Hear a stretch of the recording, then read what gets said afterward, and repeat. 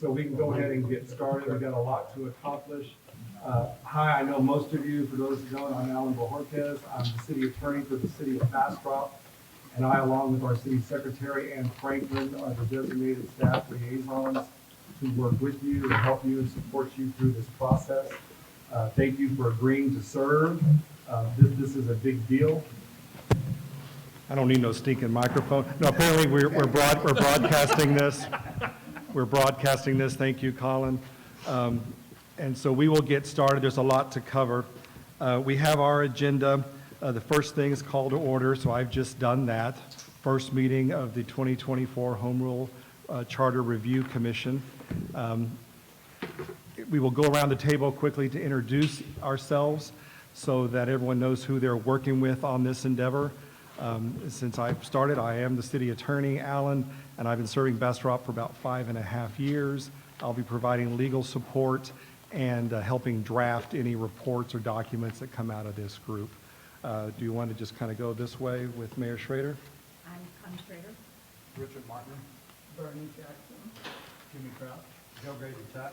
Judy Ennis. Doc Jackson. David Bragg. I'm Ken Castellas. Debbie Moore. Chris Kirby.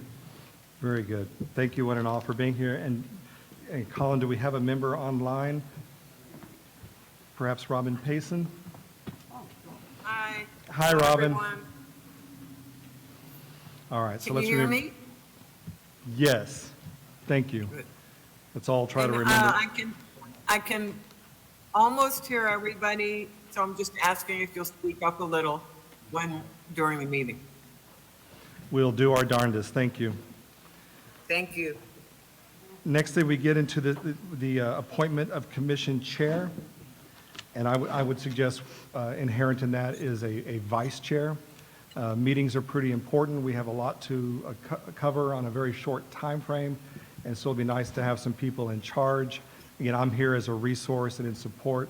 I'll be doing a lot of the talking today, but I'm not necessarily the right person to run the meeting. So is there somebody who would like to be chairperson or would like to nominate someone to be chairperson? Can I make a comment? Certainly, Mayor Kessler. There's 4 of us that are, Turn your mic on for the. hey, turn it on.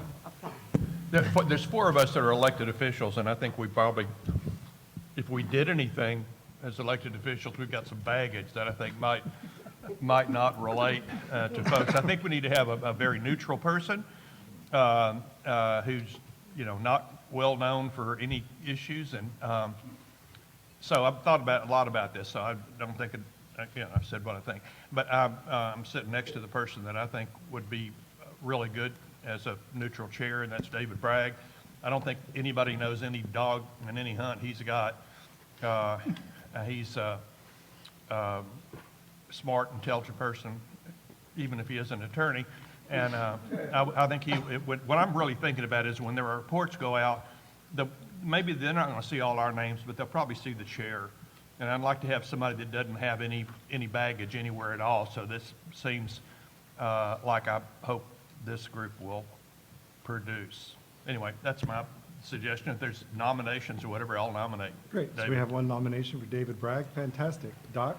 I was thinking along the same lines. I think that he's someone with integrity and who is very knowledgeable, and I think that he would do well with the committee that we've been assigned or tasked of working on. And so I will second that motion enthusiastically. An enthusiastic second to the nomination by Doc Jackson. It does look like David put the 2 people on each side. It does. Yeah, but I could hand the money this way. If you didn't think it mattered, if you didn't think it matters where you sit at a meeting, there you go. But when you say no baggage, please remember, I was city attorney for a short time, and as Alan knows, you bring baggage. So, You left a little baggage behind for me, David, but we'll talk about that later. Anyone else that wants to make a different nomination or be considered themselves? No one coming forward. I'll call the vote. All in favor of David Bragg chairing this commission, please say aye. Aye. No nays. Congratulations, condolences, sir. Condolences. and thank you very much. That's an honor, to say the least. Does the group want to select a vice chair at this point, or just do that ad hoc if a meeting comes up and David doesn't attend? Let's do it Ad hoc? Okay, so David's our chairperson, no vice chair designated, but we'll designate one at a meeting. If one's called and he cannot attend. Is that okay with you? Sure. Okay. Too late now, we already voted on it. Yeah, I know. Didn't get a chance to even ask you if you wanted to do this. That's why you vote in a hurry.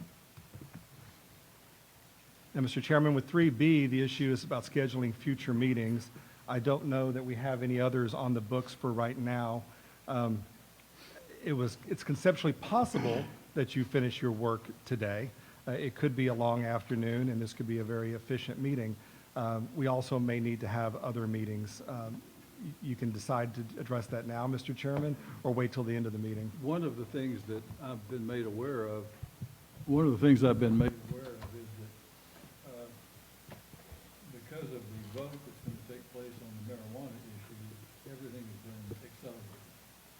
And that, as I understand it, if we don't produce something that's ready for the council to look at and consider it and vote on before, I believe, August. Your mic's not on, David. Now, see if that's on. That's better. If we don't produce something by August, then we won't be able to produce anything for another 2 years. So that's, I think, the immediate concern. And Alan, if you or Connie, if y'all know more about that, you could inform us on what the situation is, that would be very helpful. Certainly. Originally, the city council set out to have an election to amend the charter in May of 2025. But as we're going through the process of appointing this commission, we received a petition from a citizen that, if valid, would compel us to have a charter election in November of this year on the proposition of basically not enforcing minor marijuana possession-related offenses. It's not official. I don't know that the municipal clerk has completed the review of the petition, but based on the preliminary findings, there's every reason to think the petition is valid. And so the city council has chosen to proceed as if it's going to be valid, meaning let's move up the date on the charter amendment overall so that whatever you recommend and the council approves will go before the voters in November of 2024, in addition to the marijuana-based proposition. What day exactly in August would be the drop dead date for any recommendations that we have? August 13th is the last regular meeting that the city council has to consider this. The deadline is August 19th to order a special election. And so it's conceivable the council could have a special meeting. What I would urge is that any work of this commission be done and presented to the city council by August 13th. If you get it to them earlier than that, you would be giving the city council the opportunity to have one or more public hearings of their own and deliberate what they want to do. Because of course, the city council is free to accept, reject, or modify the recommendations of this commission. So, The date would really be the 10th.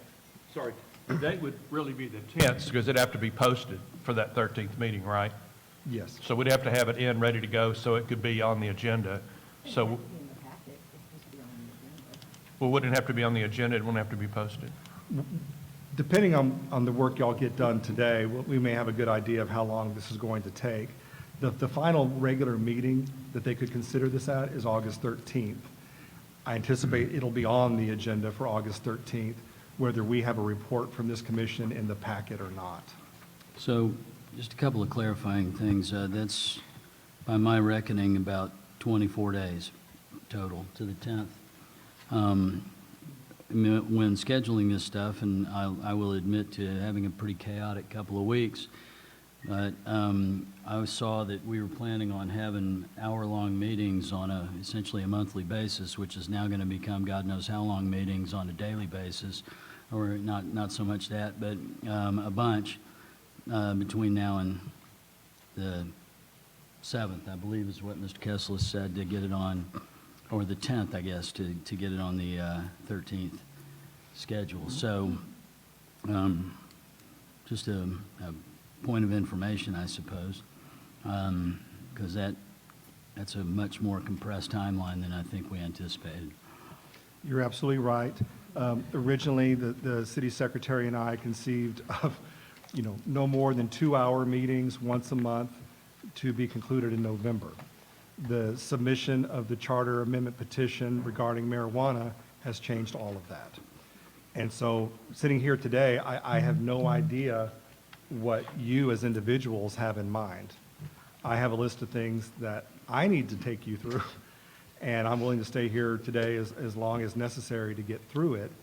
And after that, Mr. Chairman, you may want to have the group reassess where they are, because I imagine there's the 2022 propositions that are still available.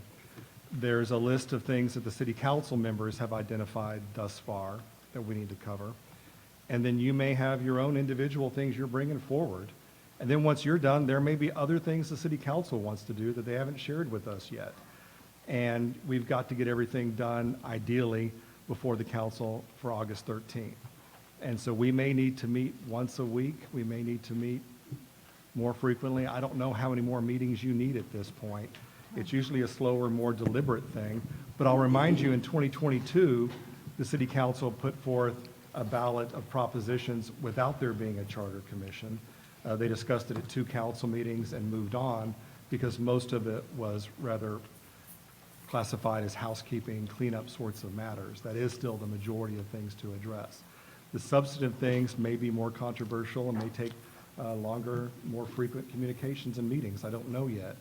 But if we can press forward today, I would suggest see how far we get. And then, Mr. Chair, if we need to start scheduling second, third, fourth meetings, we can do that. I think that when I was thinking about in my head how I hoped the meeting today would go, Is your mic on? it should be on. It seemed to me that if we've had a chance to read the 2022 propositions, that's a good place to start. And in reading through them, they did not seem to be the type of thing that would stir up a lot of controversy. Because like you said, most of them, in fact, are housekeeping. Beyond that, then we get into the substantive matters. And so if y'all have had a chance to read the 2022 proposals, I'd like to begin there and see, can we get a consensus on those? If so, then we move forward to the ones that are more substantive. Certainly. Chair, one thing, I completely agree with you, and the easy ones, like, let's get on with it. And would it be beneficial to put the easy ones on as like a first pass so that it could be on the council meeting agenda so that the council could have a public hearing and get some input? And then when we meet again, we would have input from the public, we'd be able to hear some more of what happens, and we'd be able to, the easy ones would already be off the deck. I think that's a great idea. I want to make sure everybody's had a chance to read the 2022 proposals so that no one is surprised by what's in them, assuming that that's the case. And if you've not had a chance to read them, you know, be sure and speak out so that we don't railroad something through that you're not aware of. But does anyone have any comments on the 2022 proposals? Certainly. Mr. Chair, I've got some foundational things I want to cover with the group first Okay. to lay the framework and the basis for doing this. And then I've broken out all the propositions that we know of as of today for you to go through and give us a thumbs up, thumbs down, one by one, and we can knock some of these out. So you've got the materials in your packet.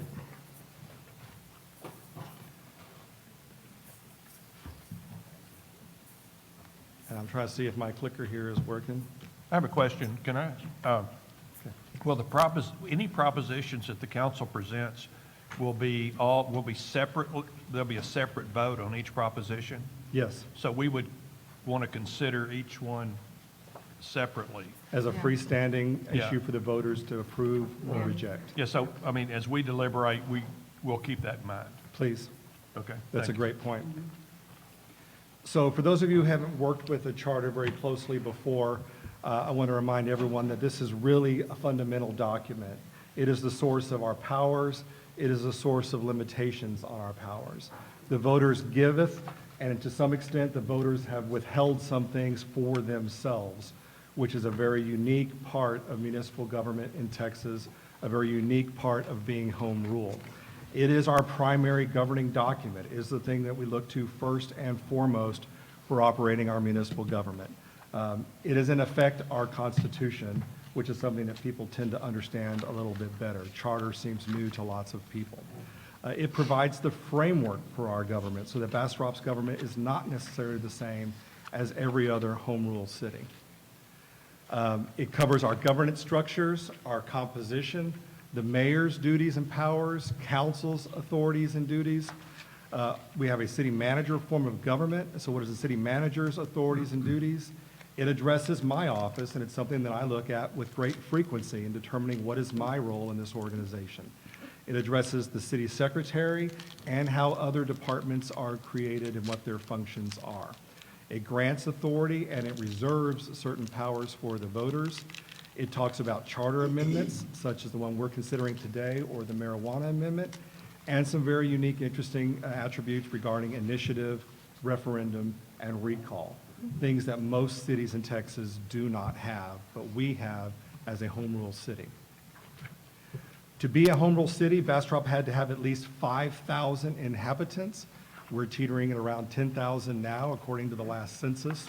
A charter commission was formed, a charter was prepared, it was put before the voters, and the voters adopted this.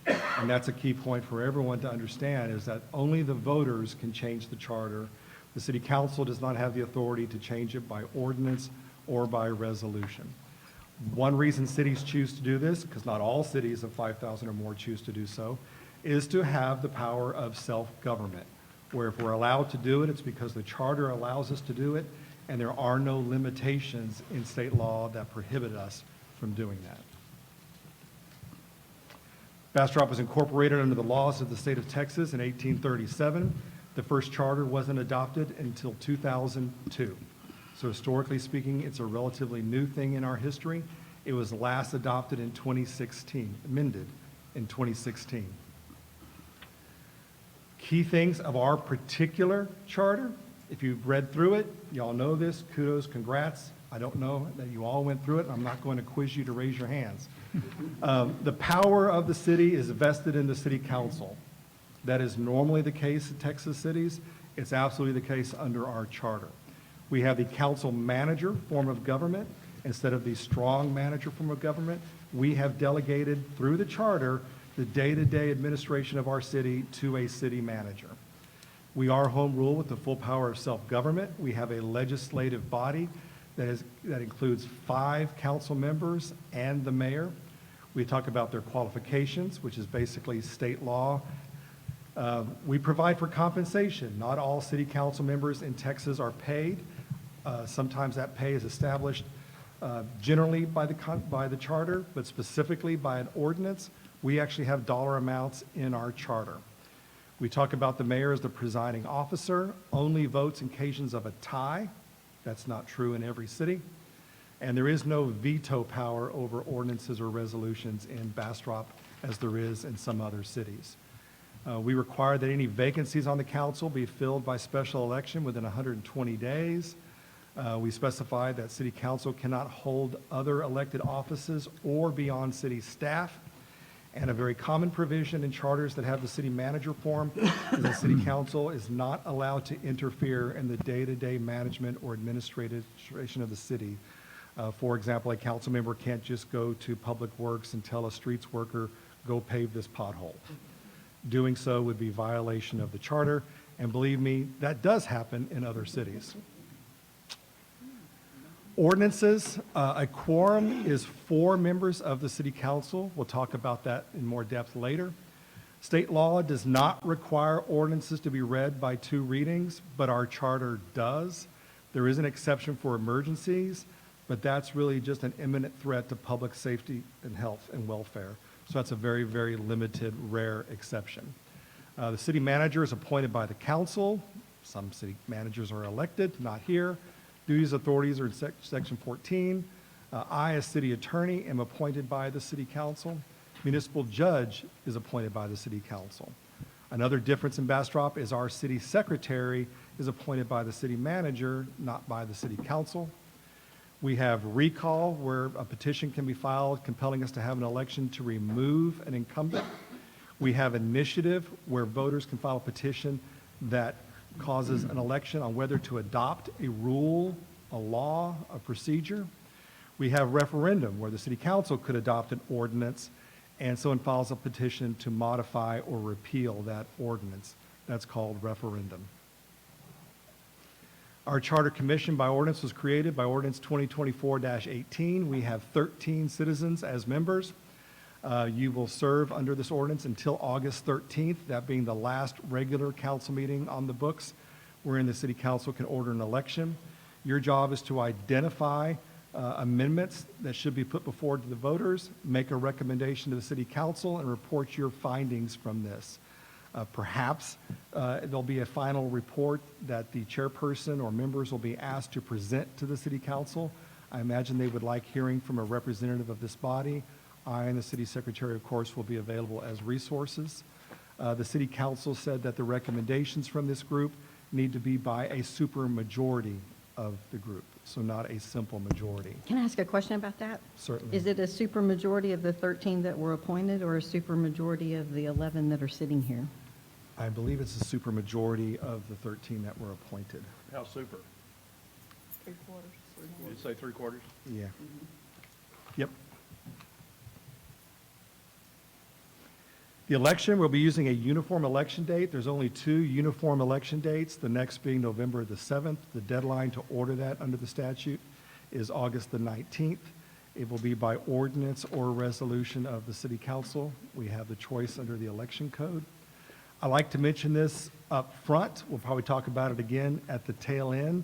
Once an election has been ordered, we cannot expend any city resources in promoting the up or down vote on these propositions. We can promote the fact that there's an election. We can share what the election's about. We can share facts. But we can't spend money or staff time or physical building facilities to try to convince people to vote one way or the other on the charter. That's against Texas law. You as individuals can do that. You have your First Amendment rights to speak as you choose to with your own time, money, and resources. Political action committees can be formed if someone chooses to do that for or against the charter. But the city's resources will only be objective and neutrally spent once an election has been ordered. All right, so when it comes to possible amendments, because everything's possible until the city council votes, we will do as the chair suggested and start with the 2022 propositions. There's a handful that city council members have made known to me prior to today, so that's on the 2024 list of suggestions. You may have your own list of things you want to bring forward, and I would suggest doing that at the end of the meeting. I will be here to give you legal advice. I will work on any language, drafting, wordsmithing you need, and of course run that through our chairperson. And for contacts, I suggest you reach out to me or Ann Franklin between meetings or after the meeting. If you have questions, comments, or something you would like to do, we're here to help you in this. So, now we're getting into the meat of it. Y'all ready? I need to make a comment here. Please. Mayor Schrader made a very, very good point. As I look around this table, it's hard to imagine a more capable group than that which is here. We're all smart. We all have our ideas. But in order to do anything, we've got to have 10 votes. So it's going to call on all of us, I think, to try and be as flexible as we can in dealing with the various issues that come up, because there can be a 3-person veto of virtually anything we do. So that's my comment on the difficult job I think we've got ahead of us. But thank you for bringing that up, Mayor. It's an important point, I think. Are we ready to begin? Yes, sir, I believe so. The first one is a cleanup item. State law has changed significantly how cities can go through the annexation process, and annexing property against the will of the property owner is incredibly difficult and requires an election. And Point, are you now in the 22 propositions, and that'd be page 2 of 11, and you're at the center of the book, or elsewhere? It's page 2 of 11 in the, Yeah, I just wanted to clarify that. Right. Thank you. yes, of the memo that I sent out, we are on page 2 of 11. Thank you. You bet. So the fix would be simply just saying we'll do annexations in compliance with state law. The charter will continue to give us that authority, but because state law changes often, we can only amend our charter every 2 years. Sometimes we don't always amend it every 2 years. It's a very simple cleanup that allows the charter more flexibility. Is there anyone who wishes to speak on Proposition A? If not, is there a motion that we accept Proposition A? So moved. Is there a second? Second. There's a motion and a second. All those in favor of accepting Proposition A signify by saying aye. Aye. All those opposed say Aye. For the to help the city secretary, it would be nice to identify who made the motion and the second. I think she has to keep that in the records, and I don't even know who made the motion, so I'm sure she probably doesn't. I think Chris or Debbie made the motion. And one or the other of us, we'll say I did, and Chris and I Kirby think made Ms. the Moore made motion. the second. Mayor Schrader seconds the motion. Okay. And Chair, I misspoke. There's 11 of us sitting here, but Robin Payson's online. So that's, brings us to 12, and we just need to make sure we catch her vote. And I think I heard her say aye. Correct, Robin? You did, Okay, good. Thanks very much. hold on. Can I ask to clarify? You did. Okay. Thank you. Are we, is it still legit and legal to have Zoom participation? The state law does allow us to have video conference participation as long as a quorum is in one location and the participants can see and hear everybody participating remotely. Thank you. Welcome. So, is there anyone opposed to Proposition A? No one is opposed to it, and so Proposition A passes by unanimous vote.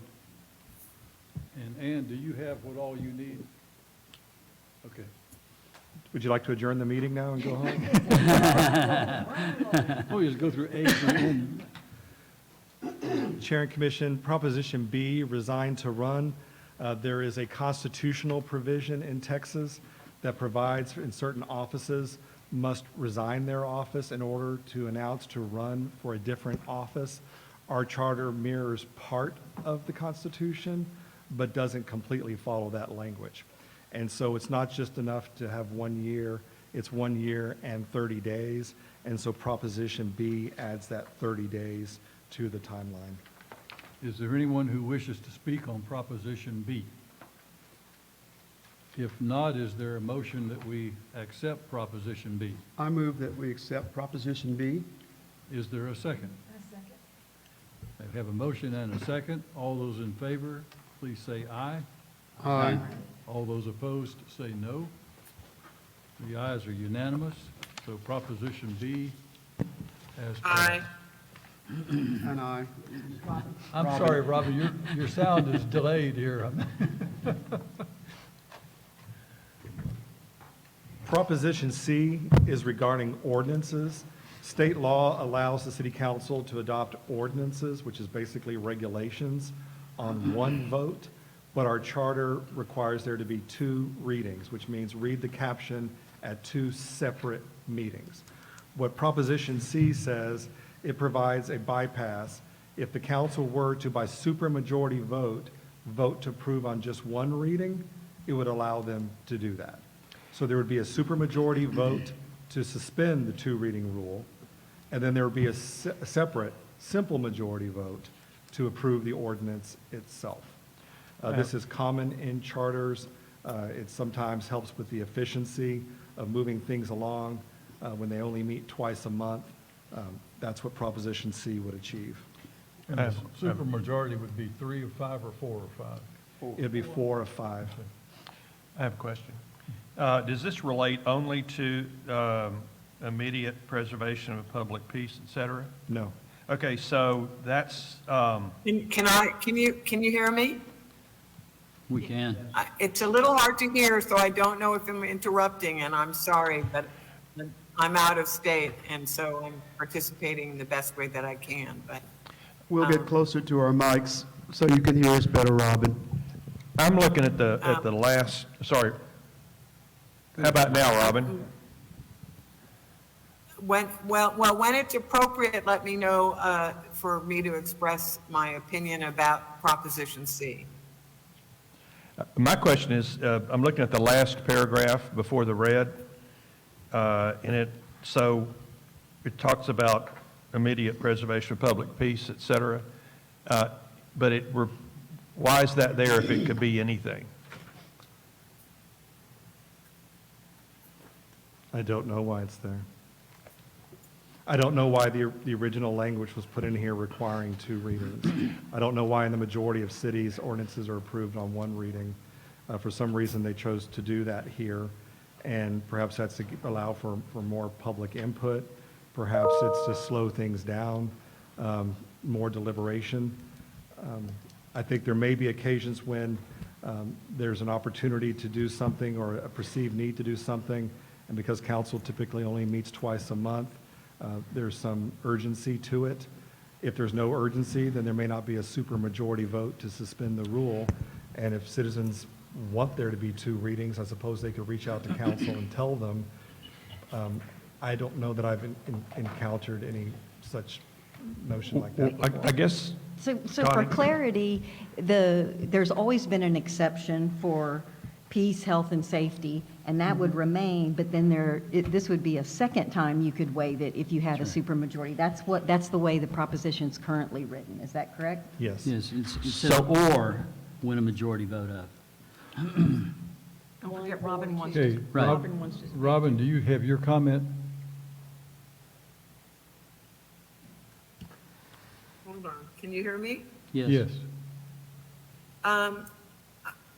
I understand, that, that it's possible to waive the 2 reading requirement if there's a super majority, but I think it's really important to keep the 2 reading requirement. Because from a point of view of, being a resident, you might not even know it's an issue until it's raised, and then you want to have a chance at a second meeting to come and have some input. Whereas if it can be raised in 1 meeting and then move forward, then you're really reducing an opportunity for participatory process. Is there another comment? Yes, I'd like to comment. You're on it. there you go. Okay. This is Debbie Moore, Robin. We had an issue recently that came up quite suddenly, and when it first came before council, didn't realize the impact it could have. Second reading came along, and folks had been notified of what was going on, and there was a great deal of input. So I agree with Robin, and I would like to keep the second reading, unless there's emergencies like it's already in there. But second reading, I think, is important for community input. Is there another comment? Did you finish? Well, I guess I wanted to say, y'all have straightened me out now, and I just agree with what Debbie just said. I'd say, I just, He admitted I straightened him out. Write it on the calendar. That's right. I think that part of sort of the role of government is is to some degree a level of inefficiency. Because if it's overly efficient, then what that means is that there isn't the opportunity for public input or public opportunity to be able to express themselves and to mobilize. It doesn't always mean that things go people's way, but in government, that's kind of the nature of the beast. And so, to my mind, in the absence of some sort of an emergency, a wait of a couple of weeks is prudent. And there doesn't seem to be any pressing reason for us to make any change at this juncture. I always say government at every level moves at glacial speed. Slowly back. I'll agree with that because I think we owe it to the citizens to have that second meeting and to have more information. And I remember several times when I was on the council when there was additional information that became available and it wasn't available at the first meeting, and when we had the second meeting, and it made a difference in the decision on the discussion and also the outcome of the vote. Any additional comments? If there are not, is there a motion that we accept Proposition C? Hearing no motion, I'll move that we accept Proposition C if no one else is going to make the motion. That means waiving the second reading. Oh, waiving the second meeting? your motion is you want to not to vote down proposition. Right, okay. Or just Yes, I'm sorry. let it Okay. die And- without a motion.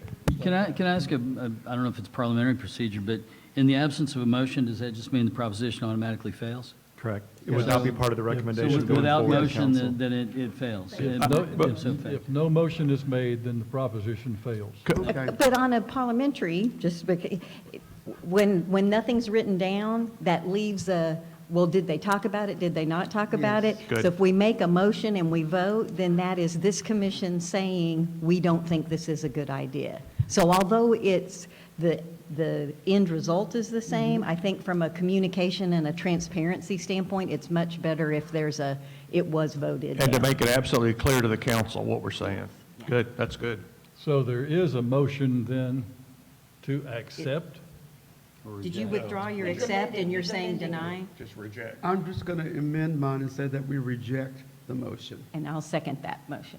Okay. All right, all those in favor of the amended motion from Doc Jackson that we reject Proposition C, say aye. Aye. All those opposed, say no. Aye. Right, I'd like for us to record the vote for the council's purpose, that it was 11-0. Unanimously failed. Yes, it was a unanimous vote, and if you can put that in. Proposition D.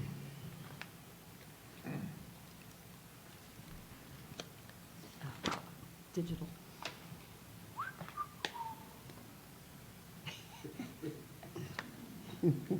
Is this backup one you want to Yeah. try? Is there something else I can do, Colin? Or next? No worky. Okay, all right. All righty. A technical cleanup, non-substantive one. When it comes to technical regulations, our charter says we shall basically print copies and have them available for purchase. This one originated from city staff saying that doesn't usually happen. We make them available online, we made them available for free. And so the purpose of Proposition D is to say that we can make them available digitally without charge, which we're already doing. Does anyone wish to speak on Proposition D? I have a question.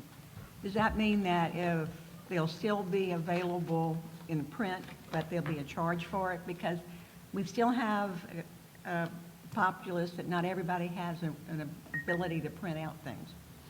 The Public Information Act still applies, and that still would make the clerk have to print them off and then charge the reasonable copy costs. Okay. Anyone else wish to speak on Proposition D? All right, if not, is there a motion that we accept Proposition D? So moved. Is there a second? Second. And that was made by, so that's a Oh, consent? I'm sorry, Chris Kirby. Okay. And Jimmy, Kraft, did you Yes, sir. second? I second it. All those in favor, say aye. Aye. All those opposed, say no. Proposition D passes unanimously. Mr. Chairman, Commission, Proposition E is very similar. Our charter requires that copies of our Code of Ordinances, which is the rules and regulations of the city, be available in hard copy in various locations. We also pay for a service to have that available free, online, and searchable. This would simply say that copies have to be available free and digitally. Yes, if a citizen wanted a hard copy, they can purchase the book of our code from the publisher, or they can request a specific ordinance from the city secretary. That's always an option. It's a little light evening reading. Or they can You become, have your hobbies, I have mine. they can become city attorney, and then the city will give you one. After you pay for law school. Anyone wish to speak on Proposition E? Is there a motion on Proposition E? Move we adopt. Is there a second? Second. Debbie Moore, Ms. Jackson seconded. All those in favor of Proposition E, say aye. Aye. All those opposed, say no.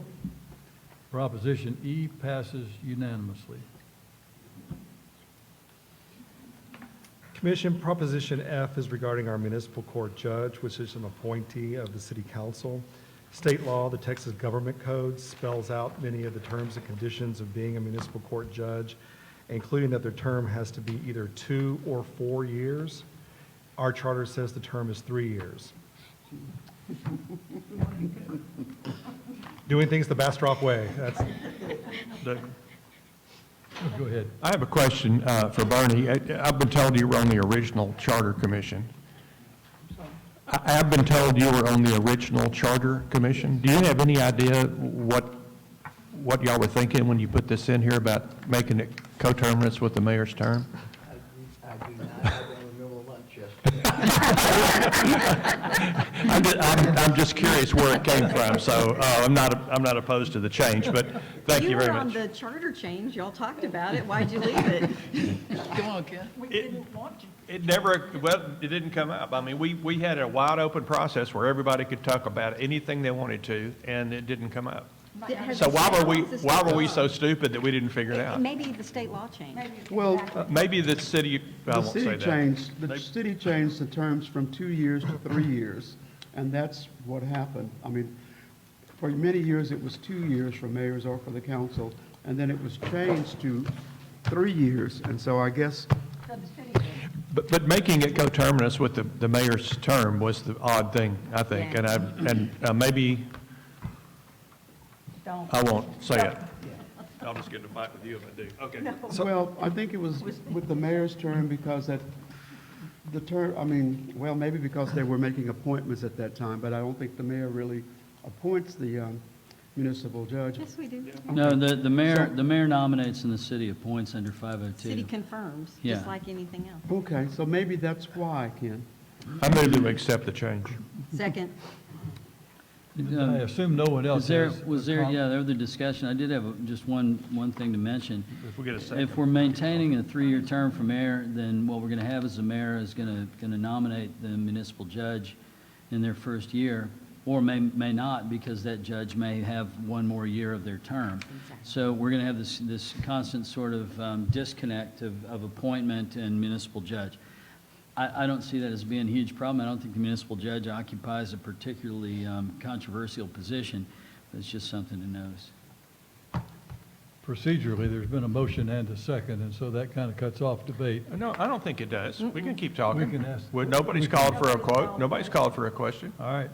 and Mr. Kirby, my comment would be that mayors make appointments all the time, and sometimes the municipal judge resigns or stays on or whatever, but I completely agree with you that it's not a real controversial, and in fact, I would think you'd be hard pressed to find 20 people if you walk down the street who could tell you who our municipal judge is. So I don't think it's a problem. Except those that got convicted. if they're walking down the street, they'd be guilty of jaywalking. There That's you right. go. They would know the judge. There you go. The Walking gov- down the The sidewalk. Texas Government Code also provides that if you don't reappoint your municipal court judge within a certain time frame, they're automatically reappointed for a new term, and that provides consistency on the bench. But the council would still have to define the term. Yes, and what the statute says is the council's supposed to define the term, which means the council's supposed to do it by ordinance. We just did it in our charter. It is possible that state law changed since this charter provision was put in place, and that's why by deferring to the council to do it by ordinance, they can stay current with any changes in state law easier than amending the charter. Yeah.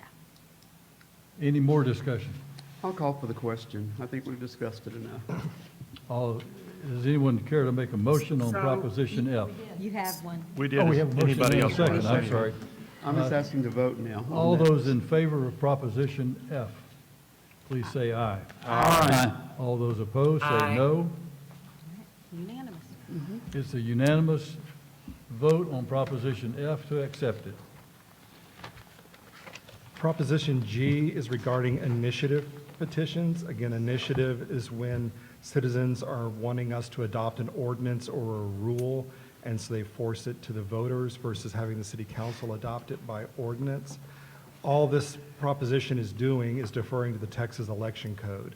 The current language in our charter has some specific language about how a petition can be supplemented once it's filed. We're not allowed to do that. The election code talks about when and how you can supplement petitions. And so the easiest thing to do is just refer to state law and not put those sort of details in our charter. Anyone care to speak on Proposition G? Is there a motion? Is there a second? Second. All those in favor of Proposition G, please say aye. Aye. All those opposed, say no. Proposition G passes unanimously. And I'm not trying to manipulate the votes and the motions. I just wish that someone else would step up. That way I don't have to but I want to move the meeting along, so just my explanation. We're relying on you. Taxpayer said you like to hear yourself talk, so. Next. Anyway, Moving on. Proposition H is almost identical. It's regarding recall. Recall is the process by which voters can petition to remove an incumbent. We're simply deferring to the election code regarding when and how you can supplement a petition once it's filed. Motion to approve. There's a motion. Is there a second? There was a second. All right. All those in favor of Proposition H, say aye. Aye. Aye. All those opposed? Aye. All those opposed, say no. Proposition H passes unanimously.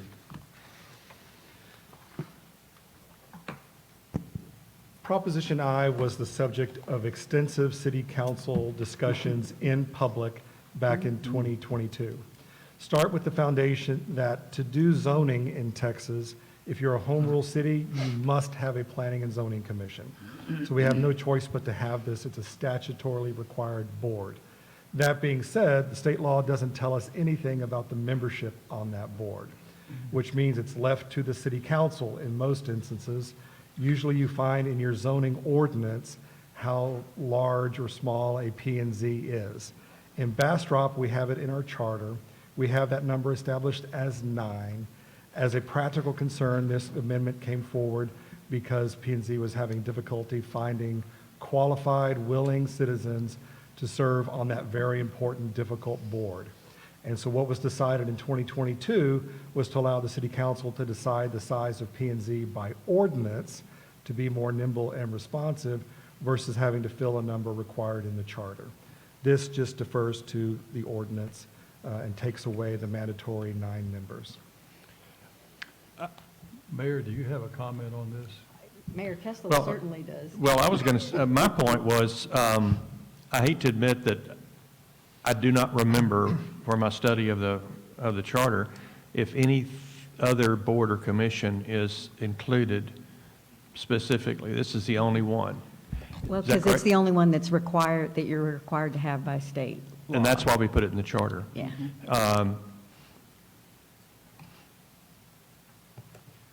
I don't, let me say this, with a town of 10 or 12,000 moving to 50,000, I don't think it's good enough to say we can't find people to serve. I think 9 is a good number. It's probably the most important commission that we have, a board, whatever it's called. And I just think it's short-sighted to go back on something that we've had for 22 years and not continue with it. And I think the reason given, unless there are others, it's just not sufficient in my mind. And Chair, since you asked me to comment, I completely agree with Mayor Kessler. And honestly, there was some discussion about trying to get like all the boards to a 7-ish number. And with some hindsight, I completely agree. The population's growing, it's not shrinking. And the other advantage of having 9 is that it's 3-year terms, and it gives you an opportunity to stagger and have some folks with some experience on that board. It's a really important board, and in some of the last governance that's happened, signing plats, some things that historically went to council and was done by council are done by that board. And so I too agree that it's important, and if it's the citizens' position and their opportunity to speak, having those 9 people and not making that number, we don't know what councils in the future would do. And like, I would sure hate to see that number go down to 4 or 2 or 1, and, you know, and you don't know what's going to happen with that. And it seems like making it 9 in the charter is the community saying, no, no, this is an important board and we want fair representation. I totally agree with both of the former mayors.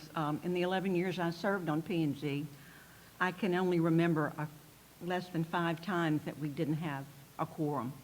It's a board that people care about and take very seriously, and you may come to the board and not know a whole lot about zoning, but you learn, and you learn by being there, and you learn by the things that come to you, and councils do change. Priorities change, incidences change, and to have it in the charter, I think, is very important, and I would like to see it stay at 9. And one other real super quick is just remember that council can override P&Z. So we're not taking any power away from council. So that's another reason why I think the 9 and sticking at 9 is a good idea. Chris? Can you hear me? Hello? Can Yeah, you go hear ahead. me? I agree with everything that's been said, and, you know, I've lived in Bastrop, 33 years or something, and I've seen it, you know, the kind of growth that we've had and the kind of growth that we're facing. And I think, if anything, it's really important to keep the board at 9 because we are growing so fast. I really want to be sure we have good representation and a lot of public input when we're making these decisions. My only comment would be that, you know, we've seen the importance of the P&Z, you know, in the last couple of months with some of the issues that have come before the council. And that I, for one anyway, have not you know, sat down and really spent a lot of time noodling over whether it should be a fixed number or it should be variable, or if the council ought to be able to designate that number. And I think that this is one of those that I think the citizens really expect us to get right. I mean, some of these others, you know, complying with Texas Election Code, that's a laydown. That's pretty easy, right? But when it comes to something like this, I wonder if it might be appropriate for us to table this one and give ourselves a chance to see the ins and outs, the ups and downs, and then come back to it at a future meeting and vote on it at that time, rather than voting on something that's going to be impacting this city for 6 incredibly critical years until the next one of these things happens. And one of the most important pieces of the legislative body of the city. Mayor? I'm ready to vote, but as a courtesy and to your wisdom, Chris, I think if we will commit to getting the word out and seeing if there's something we're missing, I think that's not a bad idea. It's a terrifically important issue. We certainly are going to have, I think we're certainly going to have other meetings, and I think you've raised one of the issues that we've got that's very difficult for us with this truncated time frame. We don't have time to sleep on it and think about it and talk to our neighbors and go down to the barber shop and the beauty shop and see what's going on, or for people to start calling us. I like your idea. Who knows, maybe I'd be persuaded differently if I hear from some other people. So if you were to make a motion to table it to the next meeting, I would second it. I would be in favor of that, too. I think one of the reasons that it was put on here to go from 9 to a different number was because it's been a hard fill to get 9. And if we got some other input, if it was tabled and we got more input on how we can get better qualified people, and I think also we put some restrictions on that board too, or commission, as far as what some of the people that are on that board and commission need to have some qualifications for it, and I think that made it a little bit harder to fill those positions. So if we tabled it temporarily and then brought it back on, I think that would be a good idea to do that. There's been a motion and a second. No, I will though move to table Proposition J until the next meeting to allow us the opportunity to contemplate and think about and get input about this particular piece. And I'm hesitant to, Or, I'm sorry, it's not Proposition J, it was Proposition I, forgive me. there's been a Second, motion, can I second? and Jimmy, you seconded, it, is that right? I'll second it. Or you're seconding? it? I, Kenneth Kessler, hereby seconds the motion.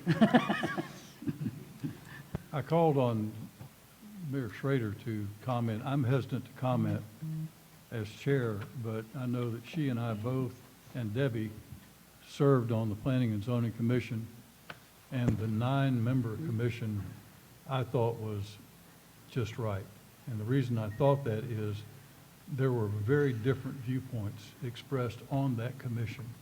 If you had a commission of 3 or 4 or 5, you wouldn't have a lot of those viewpoints. And through debate and argument, and sometimes heated argument, we made good decisions, and I think that was important. And so that's why I'm hesitant to speak in favor or against, but I thought it was important to call on Mayor Schrader and Debbie too, because we've had the experience of serving on that commission and have seen how important that is. And so, Can I have a parenthetical redo? When I made a speech about you ought to be doing this, it wasn't so you wouldn't be able to speak, for God's sakes. You're as important a person as there is, and I don't think anybody, I hope everybody would agree, we need to hear your opinion. Well- And you're chairing by keeping things going, but you're a voting member, and you need to speak up. We need you. well, I did speak up. But you keep hesitating. Quit hesitating. Well, I don't like the idea of it. Anyway, we now have a motion and sorry. Yeah, and I would just add on, yes, there was some heated input from citizens. There were always interesting meetings, but one of the other things that having 9 people, I know when I was making appointments, I always tried to make sure that we were geographically representing the folks across the city, because if you get down to 5 and they all live in 2 of the neighborhoods and you're voting on stuff that impacts a neighborhood where there's no one on the commission, that starts feeling like people weren't represented. So when it's 9, you have an increased chance that you're going to get folks from several neighborhoods. Just kind of another point to support what Chair Bragg said. You have better representation. This is, I'll save it for the city council. So, We have a motion, and it's been to table, and it's been seconded. And so let's call for that motion first. All those in favor of tabling the discussion, so no Say- discussion on it because it's been asked? No further discussion, you're well, saying? the motion to table is pending, and it's Oh. been seconded. Oh, But- okay. Could someone explain to me why we're tabling and not voting? Yeah. I missed part of the discussion. Most of the discussion I heard sounded like people were in favor of having 9. And then I missed the discussion, and I'm sorry, it's just a matter of the audio. Okay. What were the points about that we didn't reach agreement on? What would we want to do between now and our next meeting?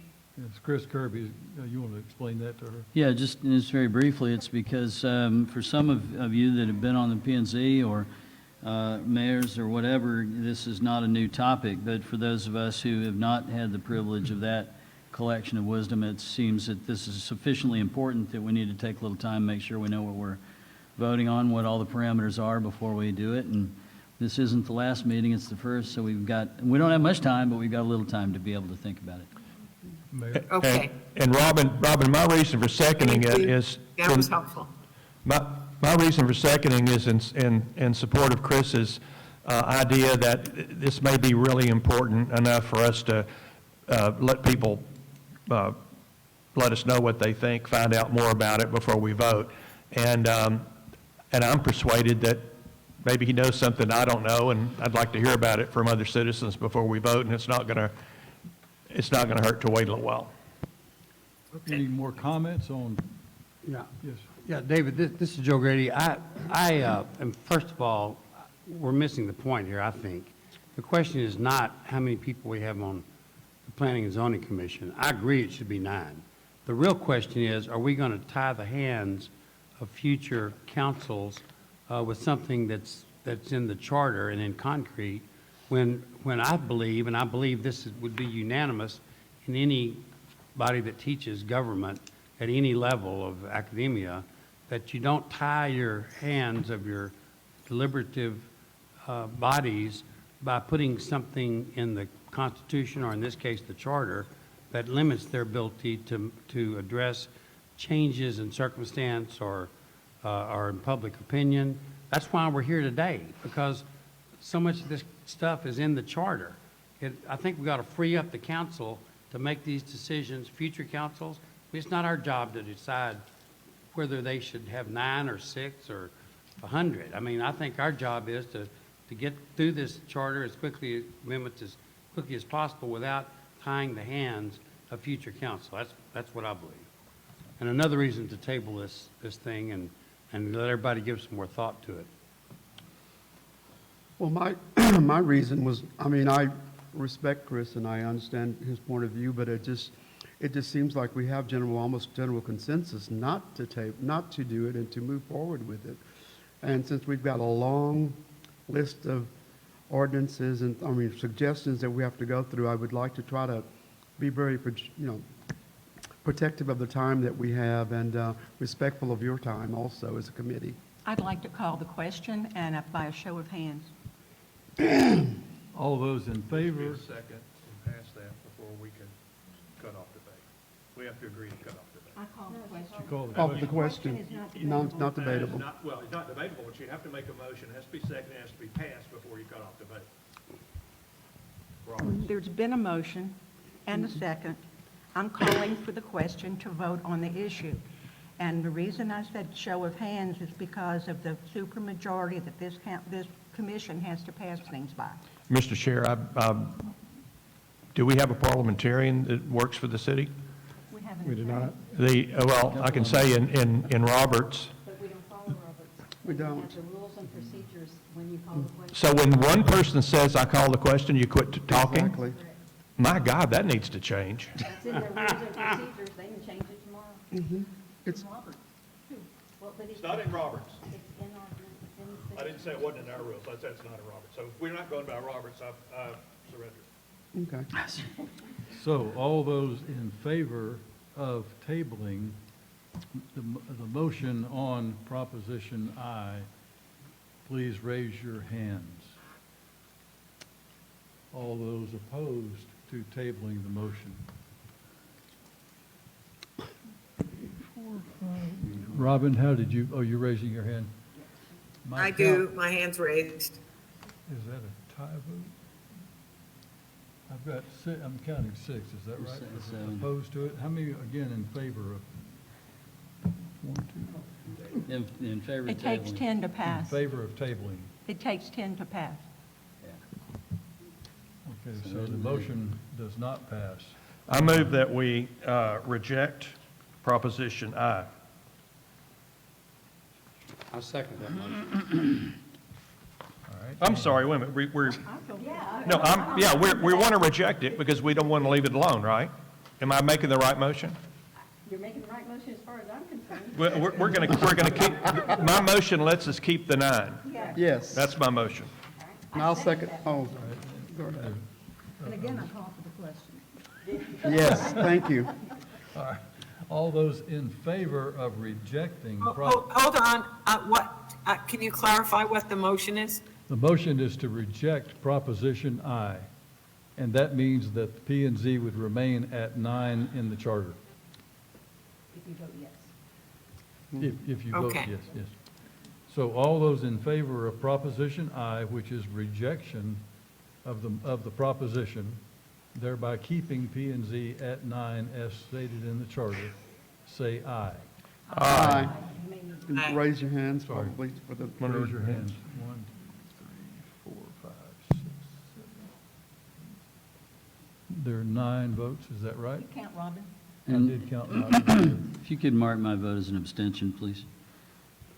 So we have 9 votes, and that, again, We need 10, Doesn't cap the passage. right? So that leaves us with no recommendation, is that correct? Move on. And Mayor Kessler, I would assume you would like the minutes to reflect the votes the way they were, so that we know. was- You read my mind, There you Mayor. go. There were 9 votes in So favor of close. rejecting Proposition I. I And- did not ask for those opposed to rejecting Proposition I. How many of you are voting to oppose Proposition I? Mr. Kirby was an abstain. He was abstaining, so we got 1 or 2. And let me be, I'm confused about what I'm voting for here. The motion, I don't want, I'm against I'm for the change, so, okay, so you're against, so there are 2, yeah. and there were 2 votes against and 1 abstention. And, but we haven't counted those one. I thought you voted. Oh, you abstained. All right, there are 2 abstentions. I'm sorry. I thought I saw. I have a procedural question. We're missing 1 member, is that correct? Correct. Correct. So we could, there's no reason why we couldn't bring this up later if we had 13 of us here. Is there? I think there's nothing to prohibit us from going back. From going back? Yes. Okay. Then I make a motion that we place this on the next agenda to be considered if we have 13 people present. Second that. Wait. What I'm, s- what I, no, yeah, right, what I'm saying is, we've got a 9 vote for it. If the 13th person were to vote for it, we pass it. I think that procedurally, if you have a quorum and you have a vote, then you're done. I mean, otherwise, you're going to forever be able to rebirth the corpse. Well, that's, I mean, just, the council has demanded a supermajority to pass anything, and The su- that's 9.75 people. I understand that, but the supermajority is the number of votes to pass when there is a quorum. We have a quorum. And therefore, because we have a quorum, then anything that passes by supermajority of that quorum passes. If it doesn't, it doesn't. And it can't be constantly brought back just because we have a larger number of attendees at the next meeting. That's why I asked at the beginning of the meeting if the supermajority was Right. the 13 or the quorum that's present. I move that we Well, we need to Recon- answer to that question. The procedural rules adopted by the city council, which apply to this group, provide for reconsideration at the same meeting or at the next meeting if it's moved for by somebody who was in the majority at the first meeting. I'm not a parliamentarian. I don't think that's law. But if y'all want to reconsider this at a future item and we have time, I think it's fair and reasonable to bring it up again once y'all have more data. Look, For wait. now, this one is not coming out of today's meeting, and so we're free to move on if you would like to. The question, I think, before us, though, right now, is it a supermajority of 12 or a supermajority of 13? I think it's of 13, so the number's 10. Anybody disagree with that? Let's just move forward so we can, Yeah, Move Well, on to the next. I would assume, we got a city council member sitting here. Can I ask, I assume, I can't ask her. All right, so let me ask anybody who was at the meeting, do you think that's clearly what they intended, supermajority of 13? Yeah. Okay? Yes. All right. Anyone wish to speak on Proposition J? Oh, I'm sorry, Alan. Why don't you lay it out first? When the charter was amended in 2010, it did several things, including increasing terms from 2 to 3 years. To achieve staggered terms, sections 1403 and 1404 were added at that time. That's what we call transitional language. It's no longer needed. It has no effect. It serves no purpose. So Proposition J would be to repeal those in their entirety. Anyone wish to speak on Proposition J? Is there a motion? Motion to approve. Is there a second? second. There's a motion and a second to approve Proposition J. All those in favor say aye. Aye. All those opposed? Nobody's opposed. Robin? I'm Aye. Okay. Good job. So- Good job, Debbie. Proposition J passes unanimously. Like many dated regulations, our charter is inconsistent as it's been amended over the years, and things like terms of use of gender-specific pronouns, his, her, him, her. It's different throughout the code. What Proposition K does is, it first of all, removes gender-specific terms, so it's gender neutral, could apply to male or female, and it would be a consistent cleanup throughout the code. We only need one proposition to do that, and that would be Proposition K. Is there any discussion of Proposition K? Well, Is there a motion? I can tell you, as an attorney, drafting documents that require a lack of ambiguity, I haven't applied this to every facet of the charter, but I can only assume that just like in a will, if you said they here and they there, then who is they? Is they one person, two people? Is it the daughter, the son? Who is it? And I think that, we can't go changing the English language. We certainly can go through the charter and make it consistent, or say his/her, or, I've seen S/HE to make it she or he. We can do something like that, but the notion of changing everything to these gender neutral and candidly plural pronouns as opposed to singular, I think is a fool's errand.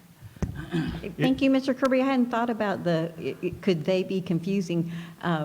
It's written that all mayors are men, not necessarily. All council members are men, and all city secretaries are women. So the his, her cleans it up. Yeah. And, he or she, we do this all the time in legal documents because you have to address those issues. And so it's not hard to be able to make it all-encompassing without having the ambiguity of a bunch of plural pronouns in places where they really ought to be singular usage.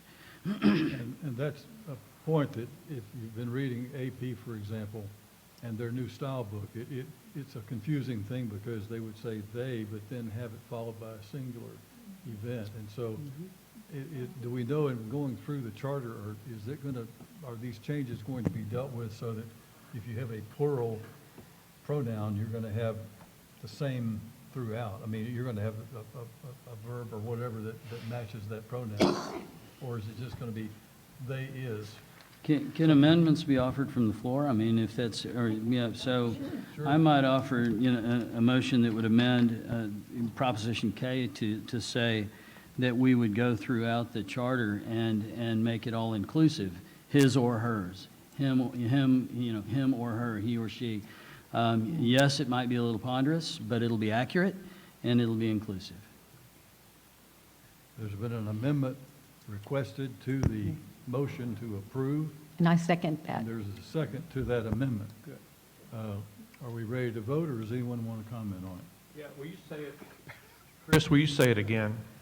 Sure, I would amend Proposition K to replace single usage or single gender pronouns with phrases that would be all inclusive. So his or hers, he or she, that sort of thing, so that it does not have every mayor being an X or a Y chromosome carrying humanoid, and so, or every city council person being the same, and yet at the same time, it would not introduce the ambiguities that are caused by plural pronouns and singular usage. Mr. Chair, do we need something, if we're going to have an amendment? If we're going to have an amendment, do we need to have something very specific so we exactly know what we're presenting to the council? Can you give us wording that would be different? I have the wording from Mr. Kirby, so this proposition will be modified and brought back to you at a future meeting with all the ones you've approved. I do not think more is necessary. So may I call for the question then so we can move forward? And we're going to vote on the amendment. So, Yes. all those in favor of the amendment expressed by Mr. Kirby, say aye. Aye. All those opposed? Aye. That was a unanimous vote to approve the amendment to Proposition K. Now, we are done with the 2022. Proposition K as amended needs to be passed. Yeah. Well, you're right. Thank you very much for pointing that out. So Proposition K as amended, all those in favor of that, please say aye. Aye. Aye. All those opposed say no. Proposition K as amended then passes. All right. All right, thank you. Congratulations, Commission, on plowing through the 2022 ones. Appreciate that. Now we're straying into new territory, and some of these may require a little bit more discussion. I have switched to numbering them, as I mentioned in the memo. Now we're numbering them with numerals. That's temporary. It's just a way to track them and stay organized. All local propositions in Texas have to be alphabetical, and these are not numbered in any order other than just how they appear in our current charter.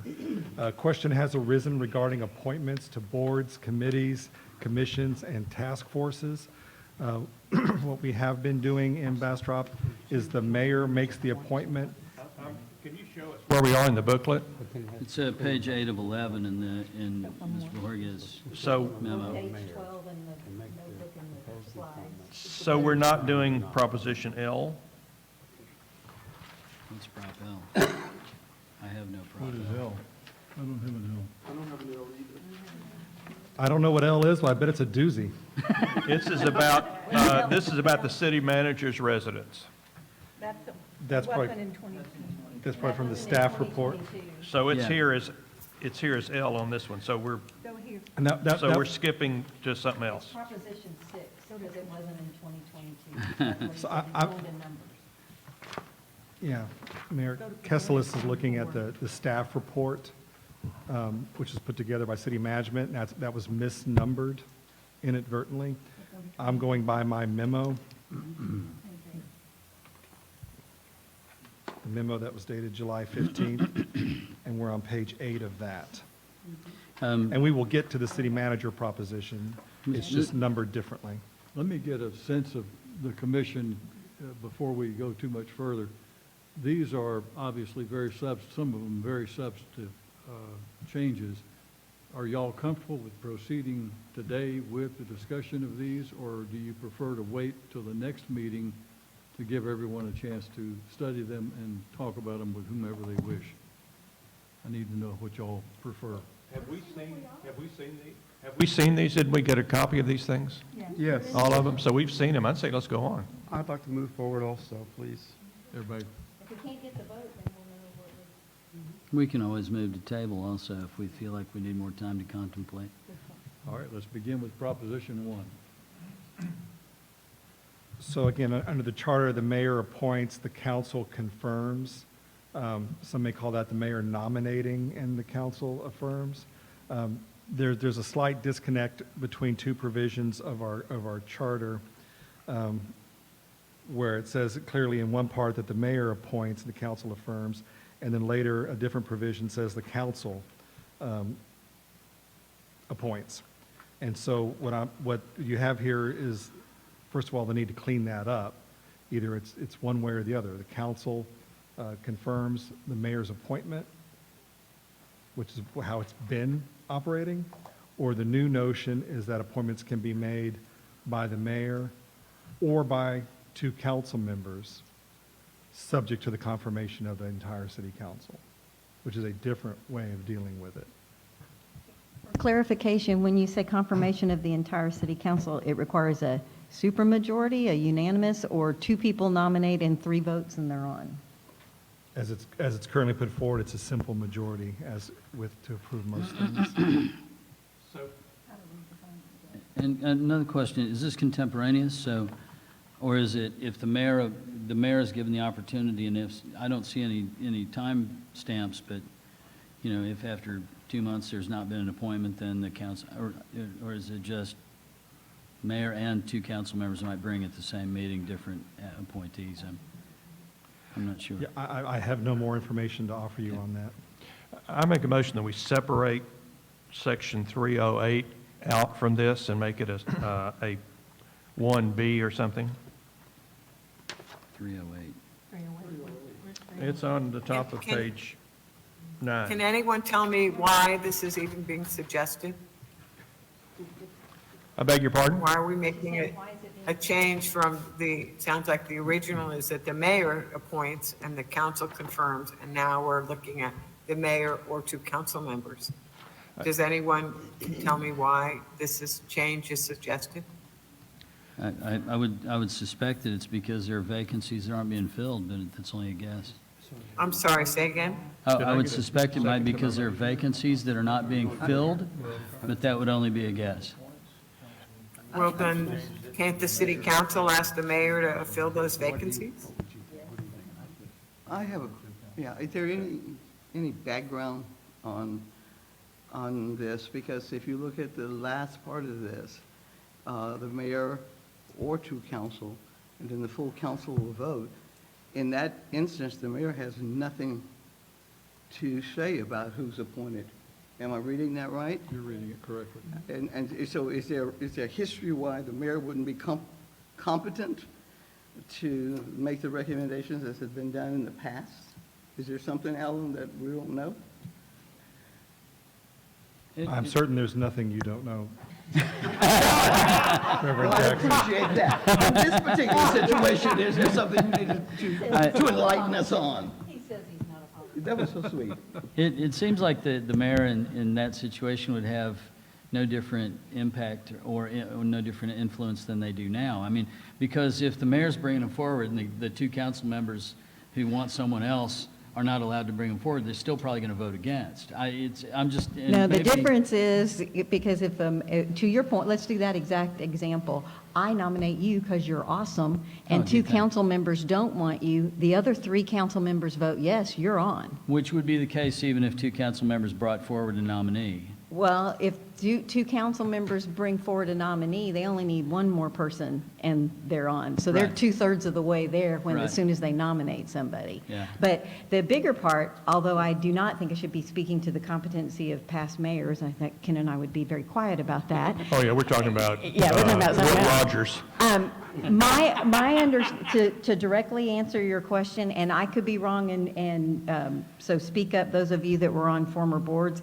My understanding was that it came down to either the mayor votes or the mayor gets to appoint. And that's why, that's really kind of the only, with them not voting, then they control, they make the appointments. It still requires the confirmation of council, so there's a checks and balance there, but that's why, that's my understanding of why it was in the charter that way. Mr. Jackson might be able to speak, because you've got some history on So that, are Ms. you Moore. saying, We were on the last Charter Amendment Commission. Ken and I both served on it, and there was a lot of discussion, and it was a checks and balances. We at one point said, okay, either the mayor appoints and doesn't vote, or the council appoints and the mayor votes. So we felt that we wanted to keep it the same, that the mayor appoints and the council has to be, confirms. so are you saying then that there's actually broader, I'm not sure what the language is, I'll use representation. Broader representation if the mayor appoints and the council votes versus the council making recommendation and then, because you said like they could approve with 1 more vote versus the 5 vote. I would approach it a little differently. As I read this amendment, 3 members of the council could essentially control everything.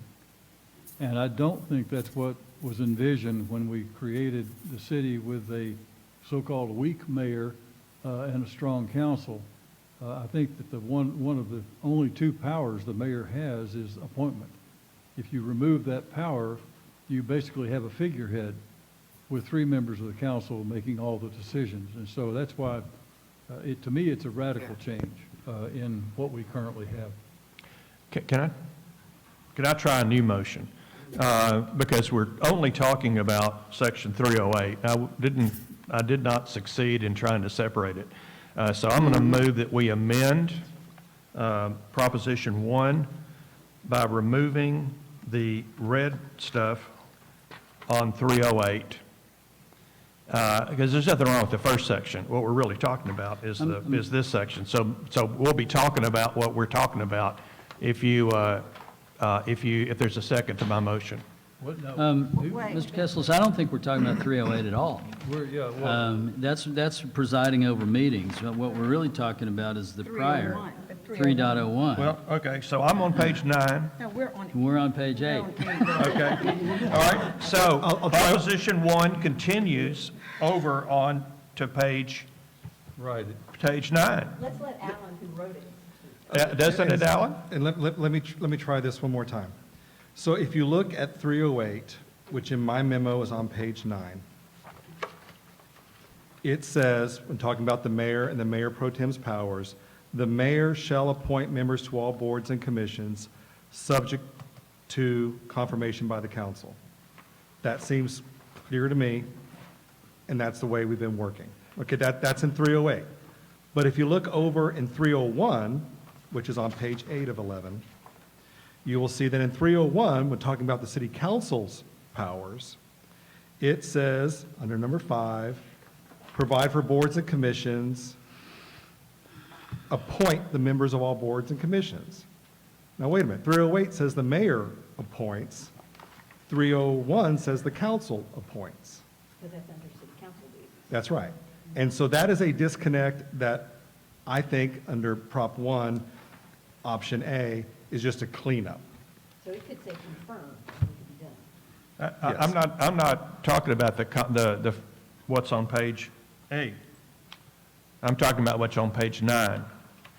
And that's still part of Proposition 1, and I'm sorry if it's confusing how I You're saying did. it's just a cleanup, Mr. Chair. and that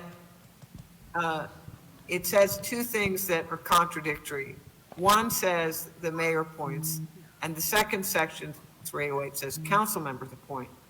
My question is, how has it been working so far? Has it been mostly the mayor appointing?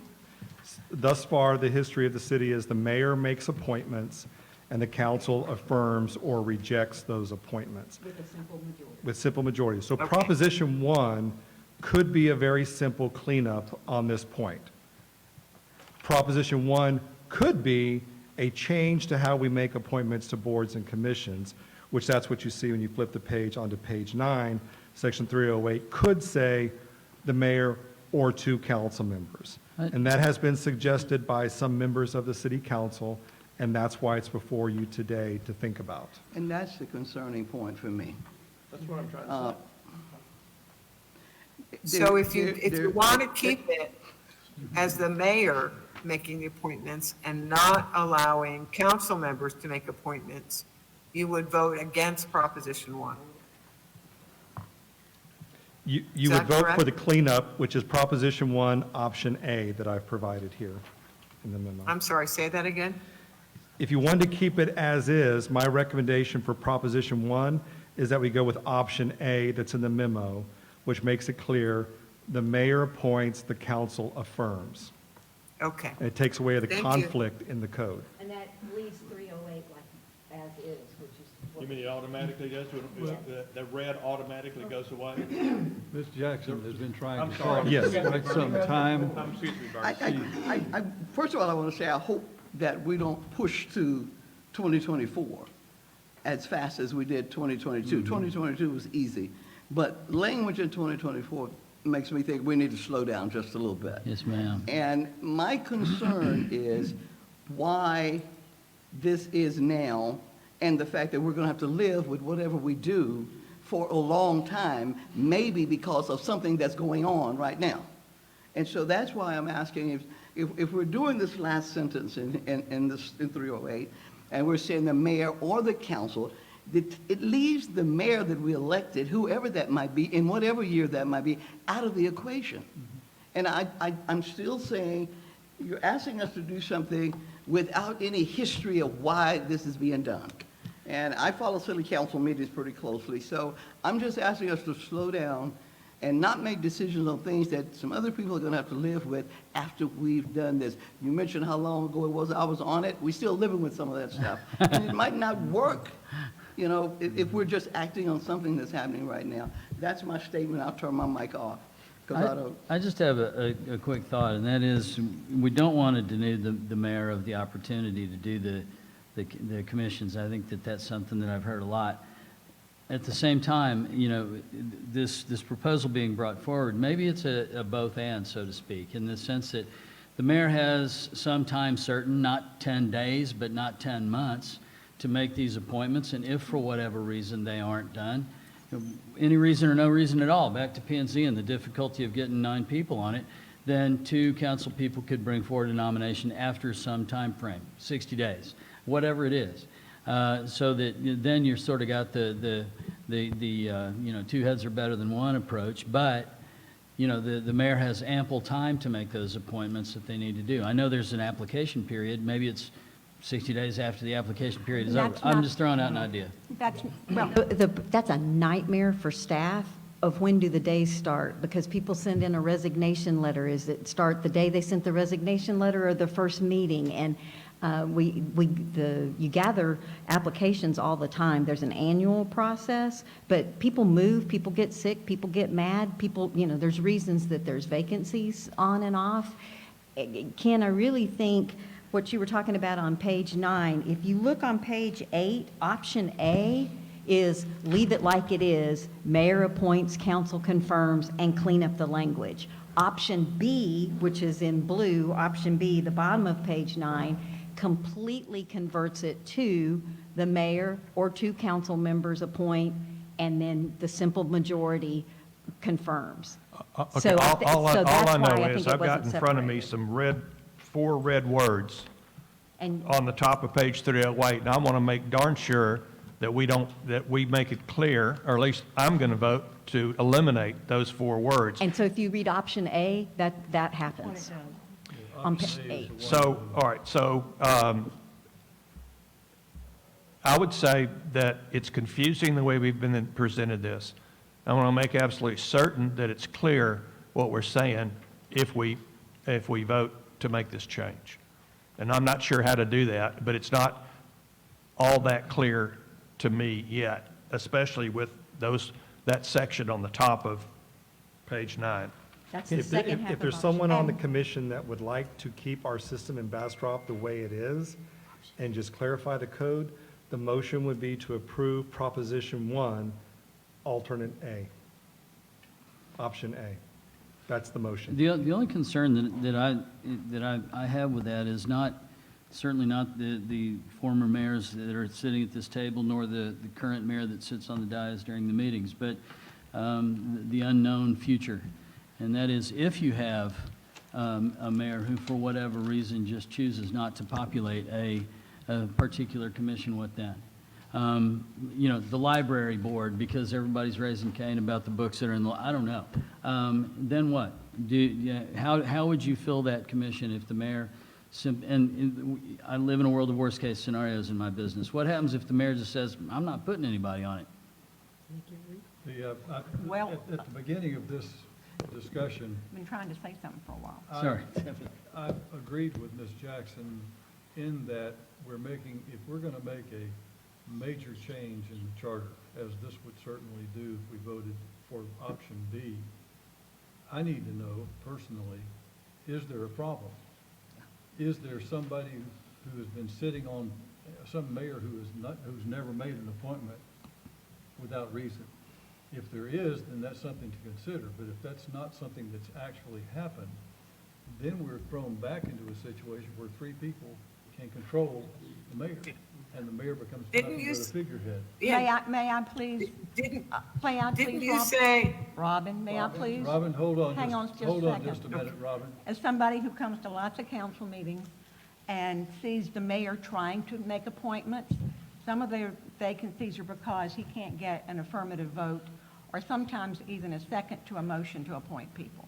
So it's not that the mayor hasn't tried, It's just that there's been some issues with the council. So I don't want it thought that this mayor is not trying to make appointments. That's my only point. And that's why I I just think, wanted it clear.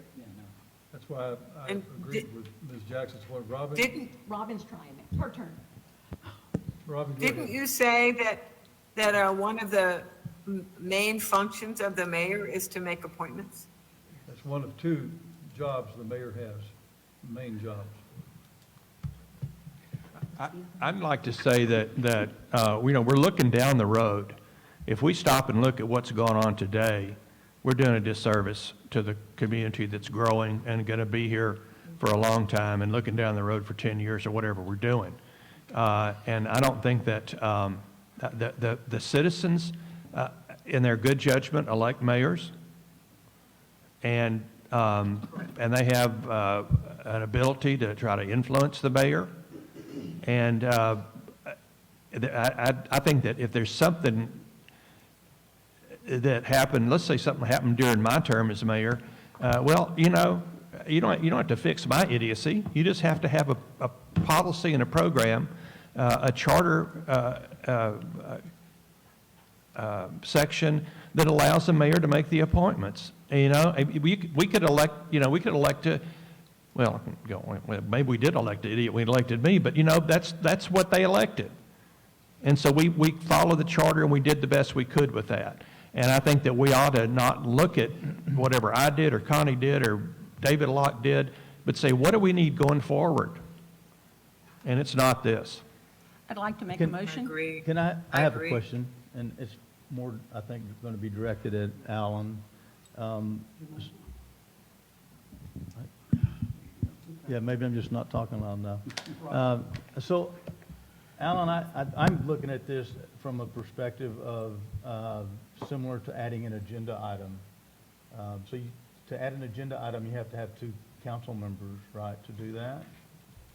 Or is that not accurate? Am I thinking No, of that's true. that? The council's rules of procedure require an item to be sponsored by the city manager or by 2 council members or the mayor and a council member. And so that's where I'm thinking of this from. So if there's 2 council members that want to appoint a board member or somebody to be on a board or a commission, why can't it be the mayor and/or 2 council members that come up and bring a person to be on a board or a commission? Because there's a lot of people to fill. And then from my observation, it's hard to fill everything. And I don't see why you can't have both people doing that, and especially if the council's voting on it anyway, at the end of the day, why can't you have both? Why can't you have both? Because if you have both, then you neutralize the mayor. That's right. And the mayor Because gets 3 people can neutralize the mayor. He But has 2 no people vote. could also suggest and make their case to the mayor, and the mayor might make that appointment, knowing that there's 2 people who really want him. They're not, 2 people are allowed to say, hey, I met this person, I had him fill out an application, I think they'd be great on this board. Yeah. That David, can still take place. It's a Well, can you better help me check and understand balance. just, quickly, how is it different that if the mayor brings forward, and I just don't understand what you mean by this 3 people can neutralize, because if 3 people make a majority and 3 can vote down any recommendation that the mayor makes, how is that different in terms of quote-unquote neutralizing the power of the mayor? If you could just clarify. for me. Because if they vote it down, they cannot then move to appoint. The mayor still has to appoint. And so if there's a loggerhead like that, which I'm not sure there is, I mean, I'd like to know why people have not been voted on, if that's the case. I simply don't know. But if you've got 3 people who can veto whatever the mayor's trying to do and then make the appointments, that's where the I see. problem comes in. Okay, thank you. Got it? Thank you. Okay. Chair would I like to didn't make think a of it motion. from that perspective. Thanks. I would like to move that we adopt Proposition 1 with Option A. Do what? I didn't know Ken left the room. I was going to make sure everybody could vote. And by doing that, we would keep it the same as it is right now. And we would get rid of those 4 words. There's, well, Thank you for the idiot. the I'm motion. trying to help you, Ken. The motion has been made that we adopt Proposition 1, Option A. Is there a second? I second that. There's a second to that motion. All those in favor, say aye. Aye. All those opposed, no. Robin? I'm going to say no, only because I feel like, back to what so many of us have said, there's something behind this I'd like to know more about before we're voting.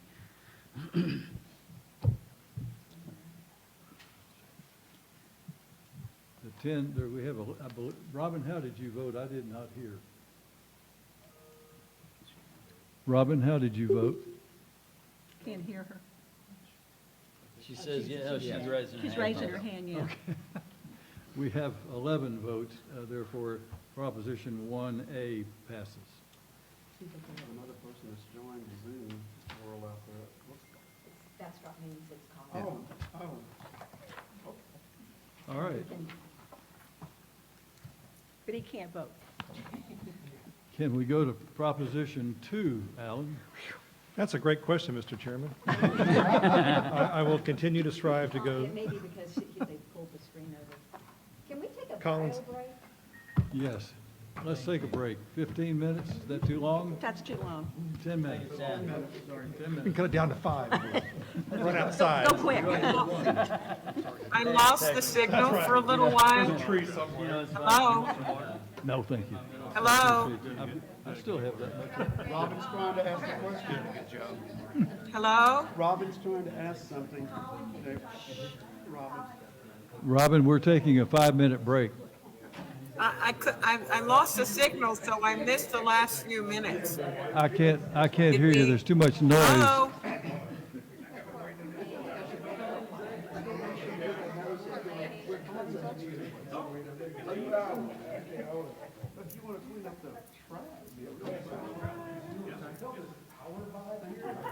I thought you were going to say, if you want to clean up the trash, take him.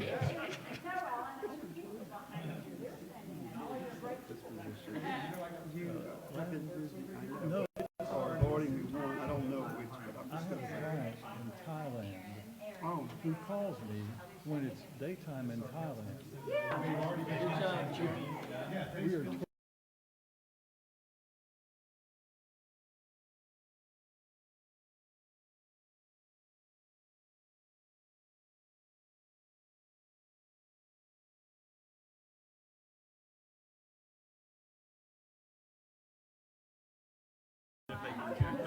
mean, we can always talk about it before the November elections. We can put signs out. all right, let's get going again.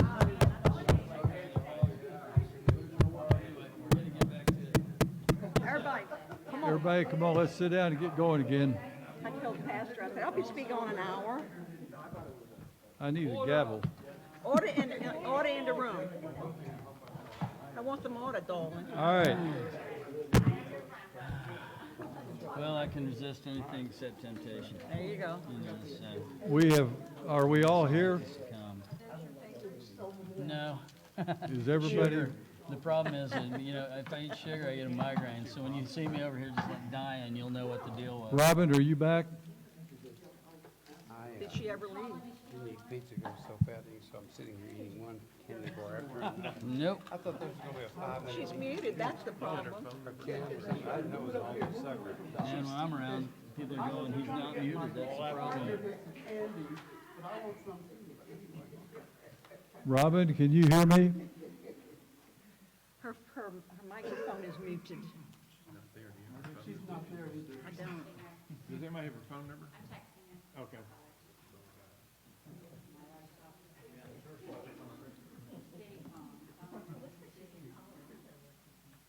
North Carolina. Oh, I bet it's nice there. Bet it's not 100 degrees there. Mm-hmm. Depends on which end of the state. Oh, that's true.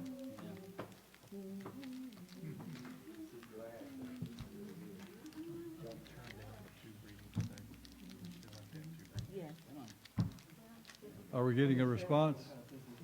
No response? Let's go ahead and proceed with our discussion. We are now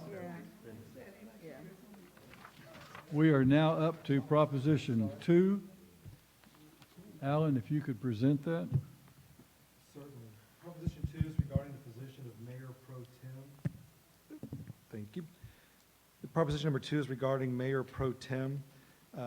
And our charter requires that the city council appoint a mayor pro tem following each general election. What the charter allows at this point is for the same person to be reappointed as mayor pro tem year after year. It has been suggested that we amend the charter to require that position to rotate around so that other willing members are given the opportunity to serve. Can I? On what time frame? Yeah, does it say that one person can be done year after year, or that the council can pick whoever they want? It's open now, so the council's allowed to pick whomever they choose. So that sounds a little better than what you characterized to me earlier.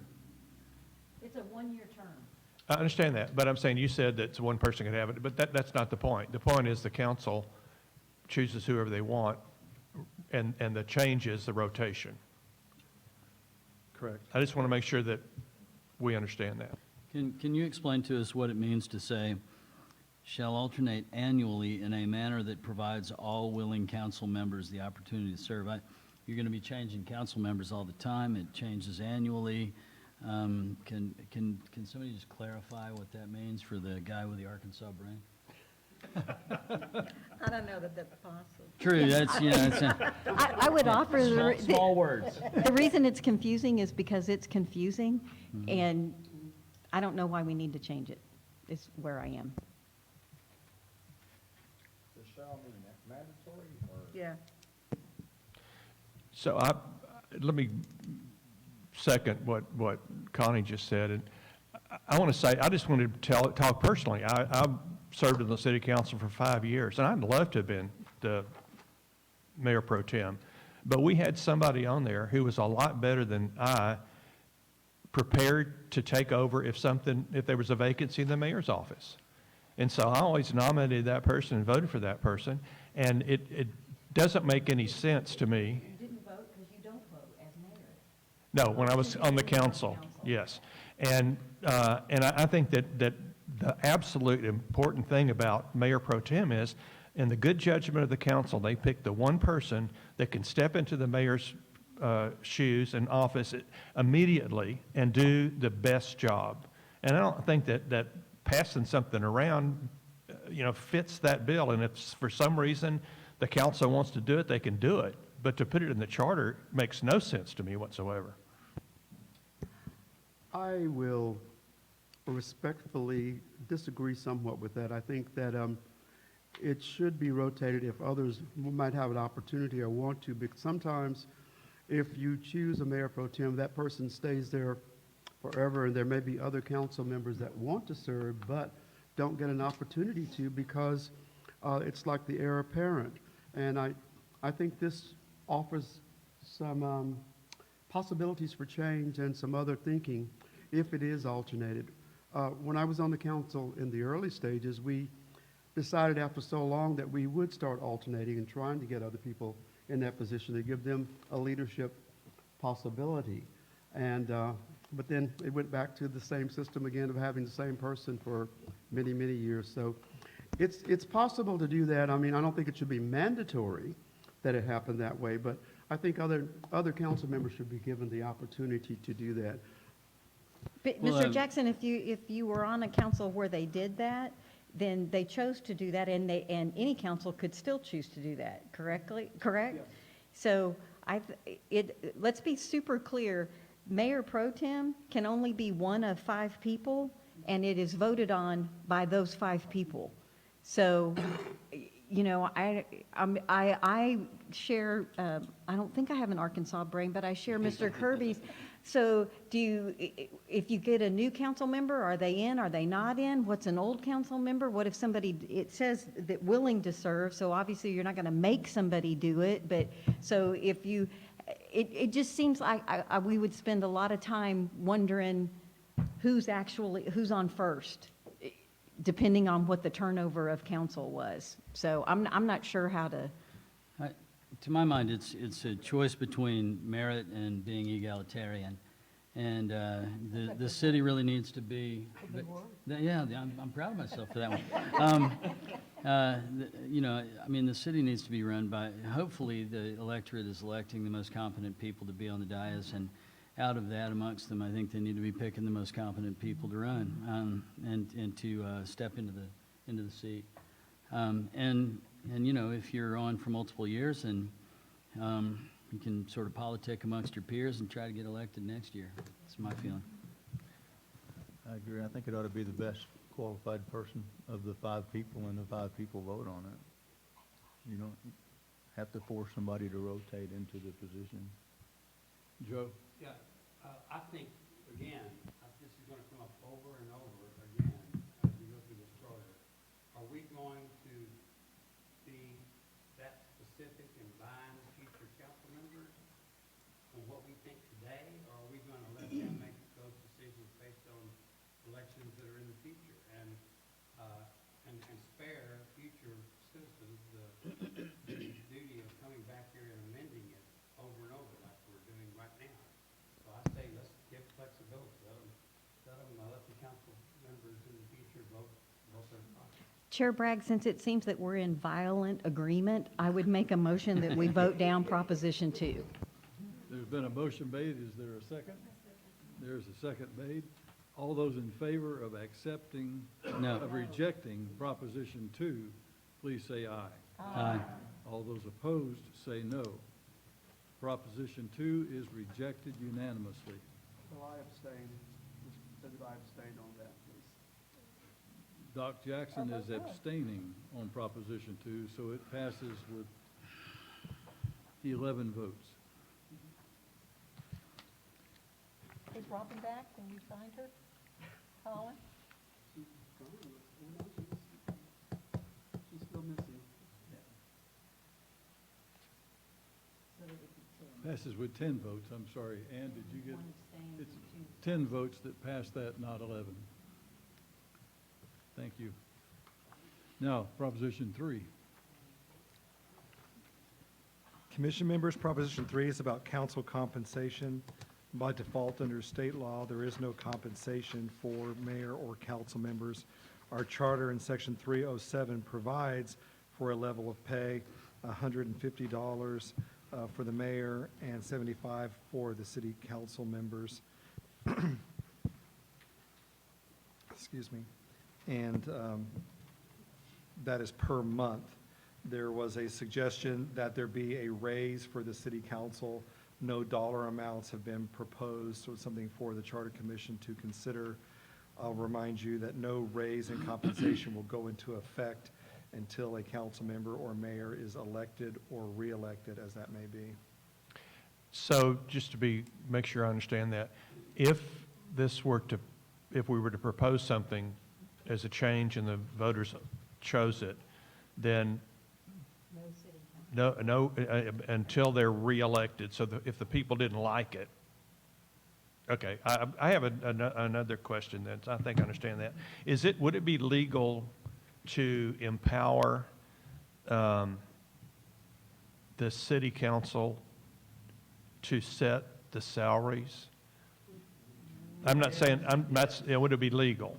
I do believe that the city charter can grant the city council the power to set the compensation by ordinance. For themselves? It would, state law, Like the legislature does. And see how well that, no. Yeah, that, we're all big fans of Would it, state law would still say, were they to do it by ordinance, it would not go into effect until they were either elected or re-elected. yeah, so if the council did something that the voters considered crazy, then they could choose to not re-elect or ever elect the person that did that. Yeah, or they could, but would it be, would it be possible to, I don't know if anybody likes that idea, would it be possible to set an amount and tag it to cost of living or something?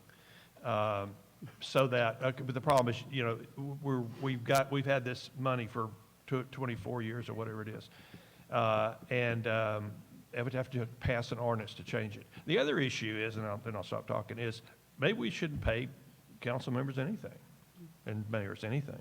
Well- Although I think the way we're moving ahead, I think that'd be a mistake. I will say to you that, and as somebody who's actively involved in trying to encourage people to run for various offices, it's very difficult to find people inside the footprint of Bastrop who are willing to run for these offices that are thankless jobs. I mean, it's a really important job. It's a lot of work, and there are a lot of folks gunning for you, and we're asking them to do it for free. Or in many respects, worse still, for $75 a month or $150 a month. I don't think that the city wants to take on the liability of making this, the kind of money that could replace a job necessarily. But I do feel like it would be really helpful to this city and to the quality of folks who are willing to step up, because all of you who have served on city council as mayors, God bless you. I mean, that's, you shorten your stay in purgatory if it actually existed. But, I mean, but if we could have some meaningful number that would allow people to, in essence, say, okay, I can take that chunk of hours out of my week, day, week, night, weekend. First time Connie and I talked was when the water tower blew out, and I'm like calling raising hell because I don't have water, and she's answering the call on the weekend, right? And so. And so, I feel like that there's this fine middle of giving some meaningful number, and yet at the same time not taking on some giant liability. You got an idea of what that number would be? I don't know. Doc, I would like to make a motion to amend this proposal to allow the council to set the compensation, if any, to the mayor and to other council members. Of all the things we're going to be looking at, this is the prime example of something that should not be set in concrete to bind all future councils. I mean, first of all, that's an insulting amount of money, number one. But if they want to raise their salary, then let them. I mean, why should we sit here and argue over whether they should be getting $50 or $100 or whatever token amount of money? Let's let them decide their own compensation.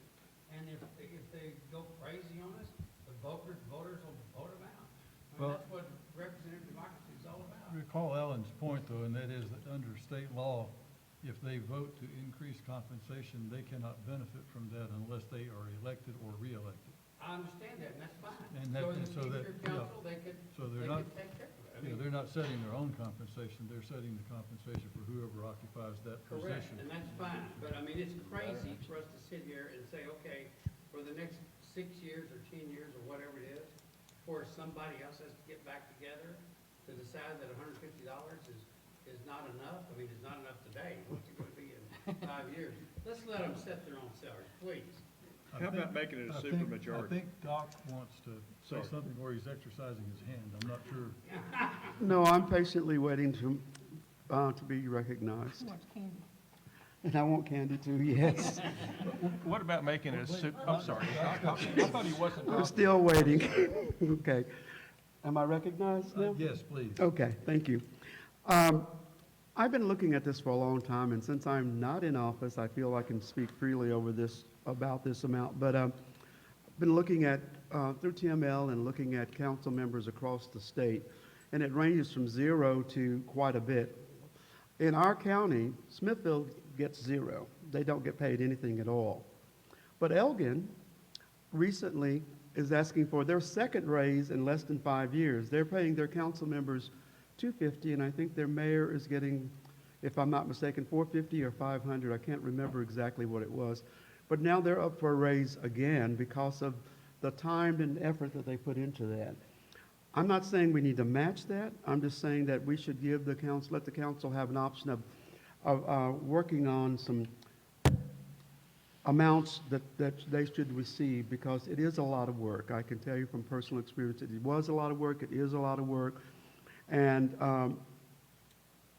it just needs to be addressed. And if the citizens don't vote it in, that's fine, but I think we need to at least let them try to propose something for the council members and the mayor. How do they set their raises? The council set that for themselves. For themselves? They were raised, and they've got another proposal on the table today. It's front page of their paper this past week. Mr. Chair. Was that per meeting or per? Per month. Per month. I know Taylor, the city of Taylor council gave themselves a huge raise, and it didn't go over very well with the citizens. Ms. Jackson? So, Thank you. Yeah, you cut in. Historically, I thought I was under the assumption that these amounts were mileage. That a long time ago, don't shake your head, that's what I heard. Here's the deal. I agree with a lot of the things that you're saying. I think it's hard work, it's, especially when you're here to midnight and whatever. But in reality, who gets to set their own salary? Legislature. Yeah, well, and that might be a problem. But that's all, as a citizen, that's what I think people are worthy of the work that they do. And short of, 30, 40,000 and a raise is fine, but who can say who we're going to have as a council member in 5 years and what the character of that person is going to be? Now, we vote him in, we have to suffer with that, but who gets to set their own salary? I don't get to set mine. But, that's me. I guess that's just where I am. Go ahead. Bernie, what would you think about if we could figure it out, an independent group that set the salaries? I think the citizens would be good, but I also believe, after finishing, that it might work if they have to wait till they're reelected. And they're not setting it for themselves now, whatever, and they might not get reelected after they say that's what they're going to do. So that might work, but there's a strange feeling about some of these things that we're discussing today. Mr. Chairman, by law, to your point, and if I understand Mr. Bohorges correctly, they are only voting for the next group's increase. They can't get their own. Yeah. I think that you want this, the citizen legislator, so to speak. I think that one of the beauties of the city is you think about the people who are in here at those meetings. They're certainly not doing it, coming in with a flak jacket sometimes, right? I mean, it's tough. And so there's that. But the other side is, of course, you don't want to have it in a position where they say, hey, fantastic, I get this job, I can quit my other one, because now I'm a city council member, I'm making enough money to live on. And to my mind, if there's a piece of that fine middle that we might be able to establish if we wanted to incorporate Joe's ideas, that maybe we set some floor so that we're creating a meaningful number. And here's the reason why. As I say, you go out and you try to find people who are willing to do what the city council does, who are willing to do what the mayor does for, a pittance, is extremely difficult.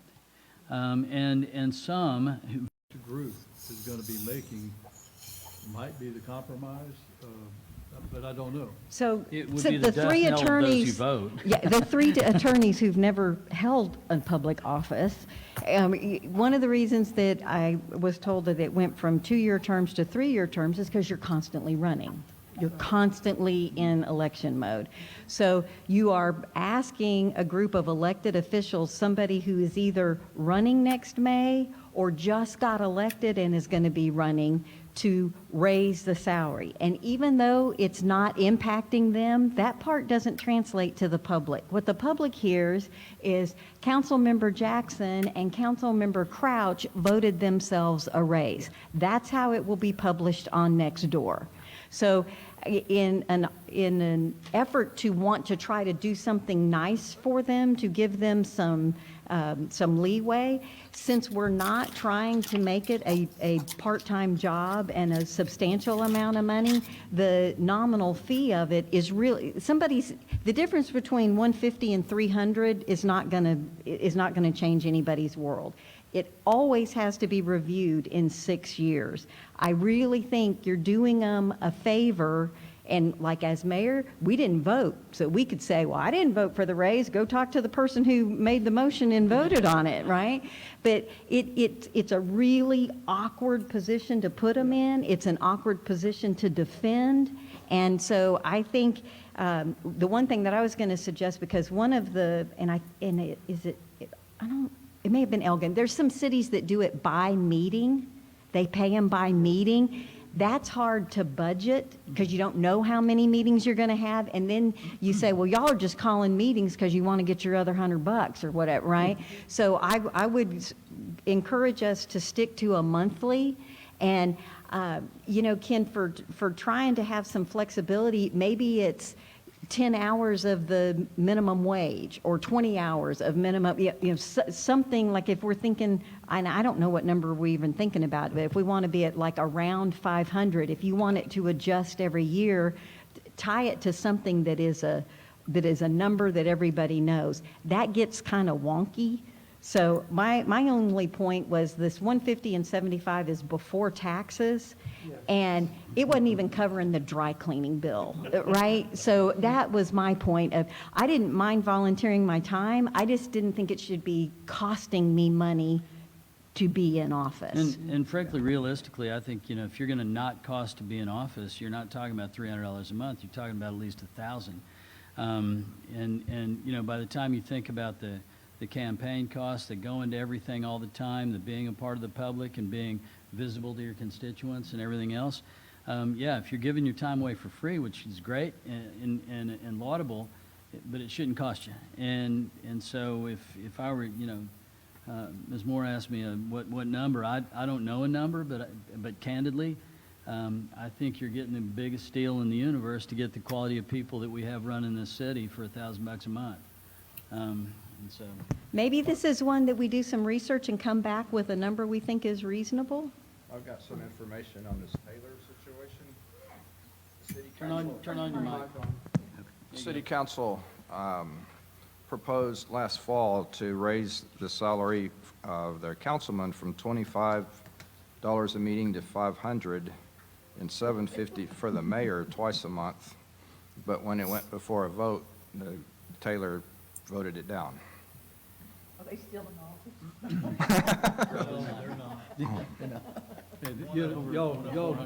Y'all know this is the change that will be reported in next door neighbor. I mean, this is the one that's going to draw. Yes. The, Mr. Chairman, if I could, I made a motion. Does anybody have a second?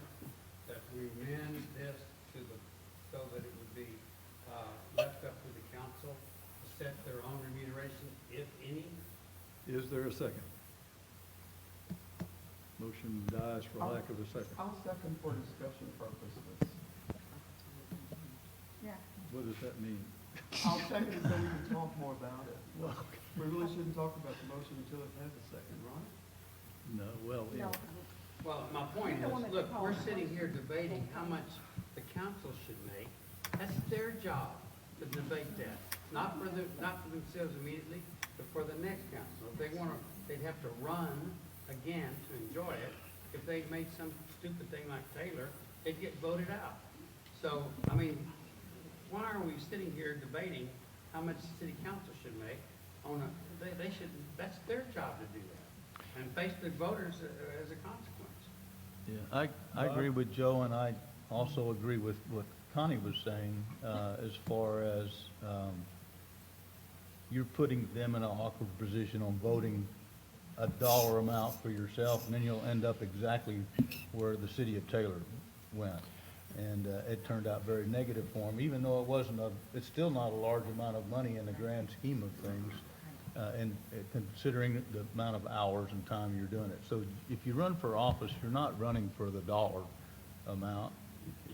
Obviously, at $75 or $150, even if you multiplied that by 10, you can't sustain anything off of that. So I agree with what Connie said. I think if maybe we need to table it to get some other ideas from other cities on what the dollar amount should be, but I don't know that we ought to make the council decide on their own.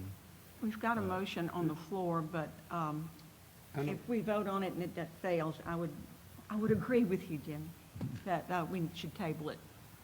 Right, and I seconded so I could comment.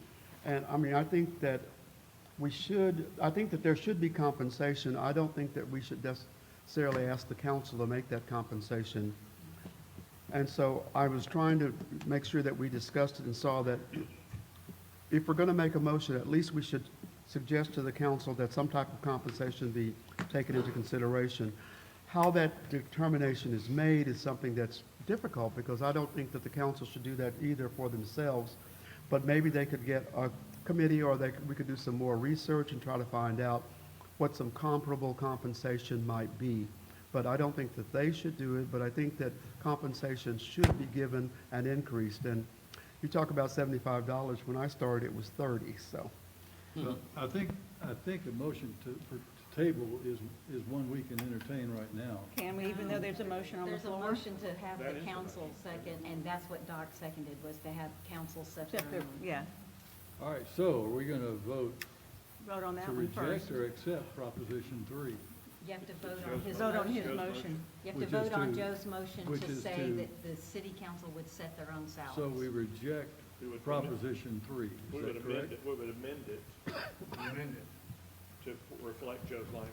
So Could you the amendment- restate your motion, Joe, so we know All what, right, my motion is that that Prop 3 be amended to state that the compensation paid to mayor and council will be determined by the city council, and not by, let me say, at the end, the compensation to be paid to the elected officials be set by the council. All right, does everyone understand what the motion for Proposition 3 is as amended? So since that's amended and clarified, are you still a second, Doc? I wanted to discuss for discussion, but I don't think, since I stated afterwards that I didn't think the council should make their own recommendation, I guess I'll have to withdraw my second. All right, is there a second for the amended motion of Proposition 3? There's no second, so the motion dies for want of a second. Is there now a motion to table? So moved. Is there a second for that motion? To table it? And, Yes. to table? and to table would be for what length of time? Whenever our next next meet. meeting would be, This- which would be You determined could say at a postpone later. until the next meeting, that's another motion. All right. We need a second for that, I'll second. All right, the motion to table has been made and seconded. Is this debatable? I think it Until is. questions called. Yeah, so I want to say, I don't want to limit what we're talking about or considering to dollar signs. I think that there may be some other possibilities. Gold bars? No, what I'm thinking, sorry. What I'm thinking about is, for example, here's a model. There, in some states, they have, judges are nominated by a committee or commission of some sort. I don't know if we could create something like that here, or we have an entity that's already in place that could be the person that sets the salary. But I think that's worth considering, and it would be sort of a compromise between what Joe suggested and just having a flat-out dollar amount that might not be any good by next year. Well, you've made a jump there, and Yeah. I want to make sure everybody understands that that was the jump you're suggesting. If you call it a salary, that is a quantum leap from what we have now. So, okay, so let me be clear. There's a motion What- on the floor with a second to table. So I'm opposed to tabling it because, let me see if I can make this work. I'm opposed to tabling it because I think that what we need to talk about, in addition to what has been discussed absent motions, or maybe in the last motion, about trying to find an actual amount of dollars to fill in the blanks, that's too limited to what we really should be considering in terms of compensation for Tabling the elected doesn't take officials. anything off the table. Well, It could be considered a it could be I was letter. out of order, Connie. Does anybody else Ken, you want and to I don't comment? agree on that one. Anybody else want to comment on the motion to table? Call them up, call for the question. All right, all of those in favor of the motion to table, please say aye. Aye. All those opposed, say no. The ayes have it. Hallelujah. Unanimous. Moving on up. Proposition 4 is about charter review. Timely, topical, yes. So the charter calls on the charter to be reviewed at least every 6 years. What Proposition 4 would do, it would go the next step of saying the city council must appoint a charter review commission. So it's not just council review, as it was in 2022, but a charter review commission review. And that's been further clarified for me that it's meant to be a citizens charter review commission.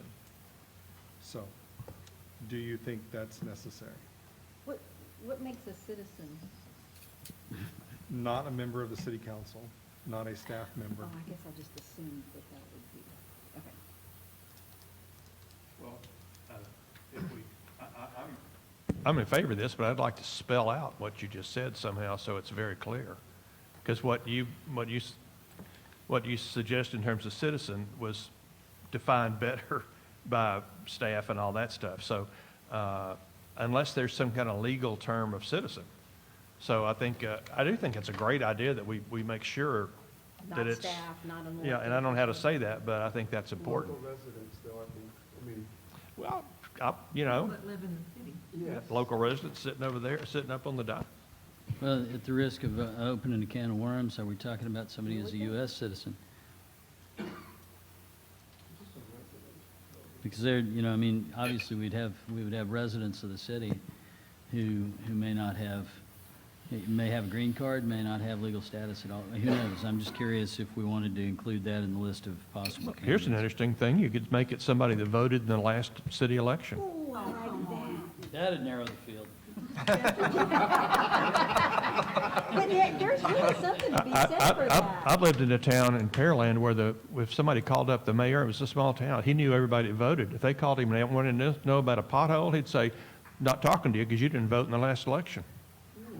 Pretty interesting. He got everybody out to vote a little more, though. And voted him out. He was in office for 45 years as mayor. Anyway, I'm begging us to clarify it. I think we have, haven't we, somewhat? Alan? I don't know. I mean, shall section 309 of the charter be amended to mandate that the city council must appoint a citizens charter review commission every 6 years?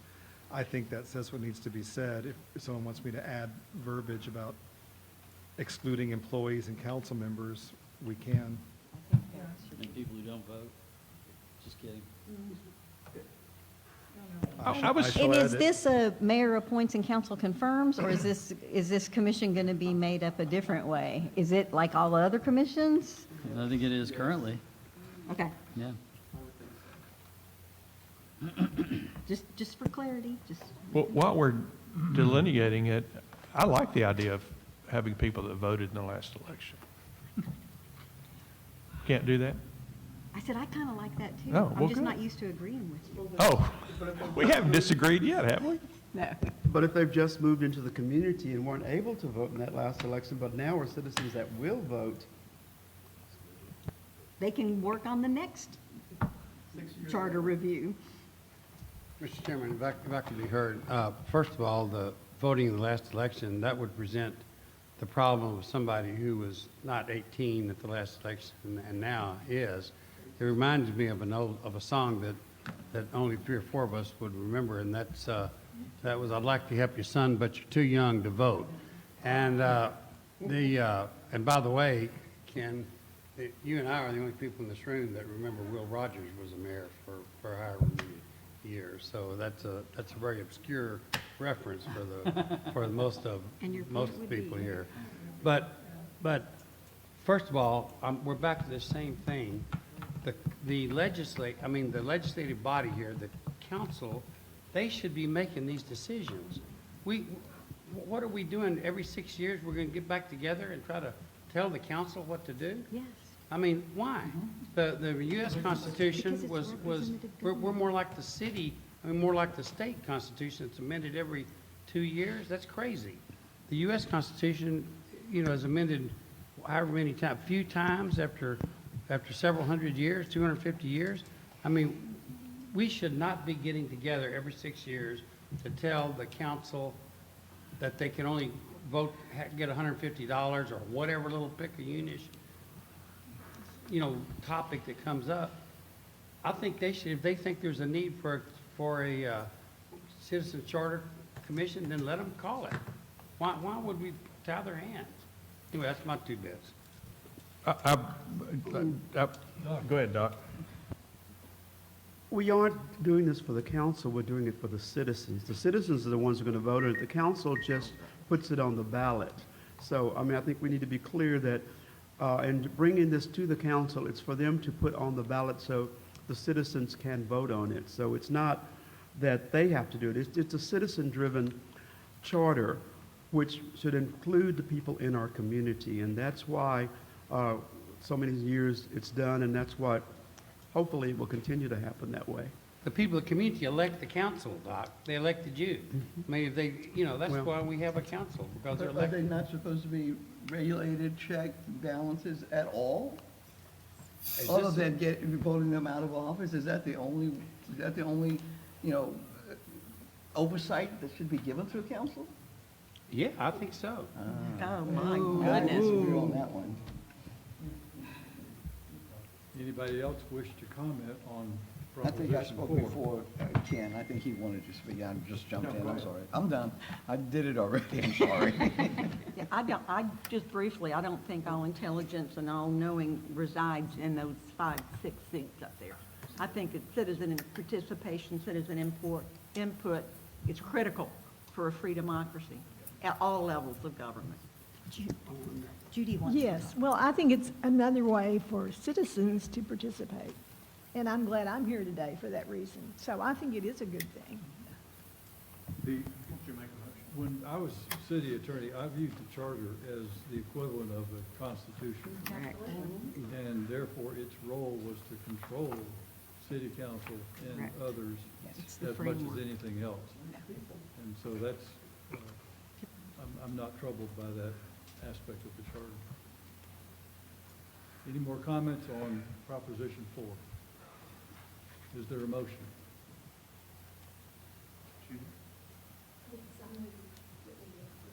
Excuse me. I move that we do approve the Proposition 4. Is there a second? Second. All those in favor of Proposition 4, say aye. Aye. All those Aye. opposed? Aye. There she is, she's back. Nay. We've got 1 opposition and now 11 in favor of it, so Proposition 4 passes. Proposition 5. I'm just making sure you heard me. Yes, thank you. Okay. Your vote was It's recorded. very hard to tell. Thanks. Proposition 5 is regarding the quorum, setting the quorum of the city council. Cities can only act through councils, councils can only act at meetings, meetings can only occur when there's a quorum. It's quite common for quorum to be a majority of the voting members. We have 5 voting members. Yes, the mayor is a member of the council, but he only votes when there's a tie. So by default, normally the quorum in Bastrop would be 3. However, our charter says the quorum is 4. There is some interest in lowering that to 3. Before we Doesn't it say begin- 4 to do business? Yes, which I believe means to conduct a meeting. Before we begin the discussion, we have a written submission, which I believe was sent to everyone from Jody Smith, Yes. a lawyer who recently moved to Bastrop, dealing specifically with this subject. And I believe she speaks in favor of reducing the quorum to 3. Did Any everybody get it? discussion? So just to clarify, if currently, there can only be one city council member absent at any given point in time. Otherwise, you got two, there's no quorum, you can't do anything, right? Two can be done, because there's six Did you get something people. from Joe? When you include the mayor. The way it's currently written, two council members can be gone, 'Cause and you- the you- then you got the mayor mayor. counts towards the quorum. So That's- three okay. council members can vote. And the logic had been that if three council members vote the same way, that if the other two council members had been there, even if they were against, the motion, if it was a simple Right. majority, the motion would still carry. Right. Would the three refer only to council members and not to the mayor? Voting members. Voting, it doesn't say voting members, and that assumes, I guess it wouldn't be a tie of any such. So, help me understand. It says voting members? No, 3 members of the council. I would like to Doesn't insert include the the word mayor. voting members. David, I didn't get that thing from Jody. She's real smart. I would like to hear what she had Here. to say. Can you give me a copy or read it if it's not too long? It's I didn't get it either, Can so. somebody summarize it? Here, Doc, you want, I have brought extra copies. Okay, thanks. the basic thrust of it, she's in favor of a quorum being 3. The basic thrust of it is actually to protect citizens against the 3 council members who can control the vote, getting together, having a private secret meeting, making the decision on how they're going to vote when they get in chambers, then have the vote. It takes that consideration completely out of the public domain, and so the idea behind the 3 quorum is that's going to be a meeting if 3 of you get together, and therefore the Open Meetings Act applies, et cetera. I think that's her basic argument. If I haven't stated it correctly, somebody correct me, but I think that's basically what she said. Let me try to clarify what I said a second ago. Do we have some language in the charter that seems to call the council 5 city council members and 1 mayor? No, it's. Or is it always, we have that?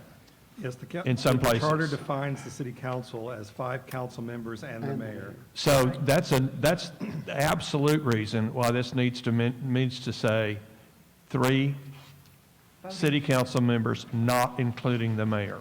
Or just say 3 voting members.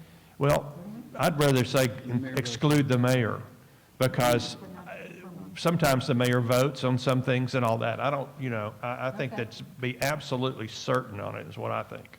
Okay. Are you offering that But- as an amendment? If we end up voting for 4, then it's at a moot point, Ken? Could you say more?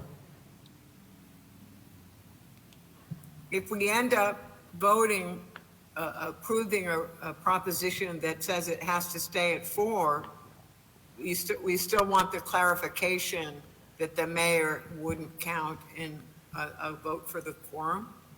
Yeah, maybe. Is- Personally, I'd like to try to see if I can get this thing done, and then if we lose, we can go back to your question. Okay.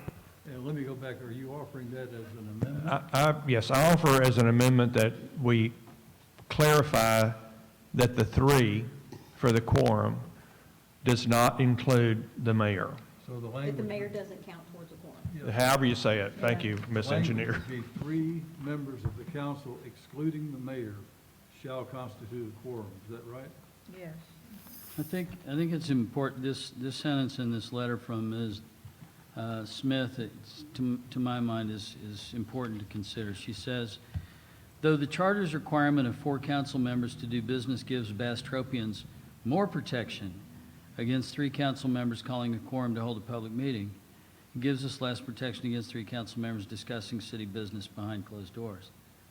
So, there is the sort of the push me, pull you of more protections against calling a, quorum and voting to do business, right?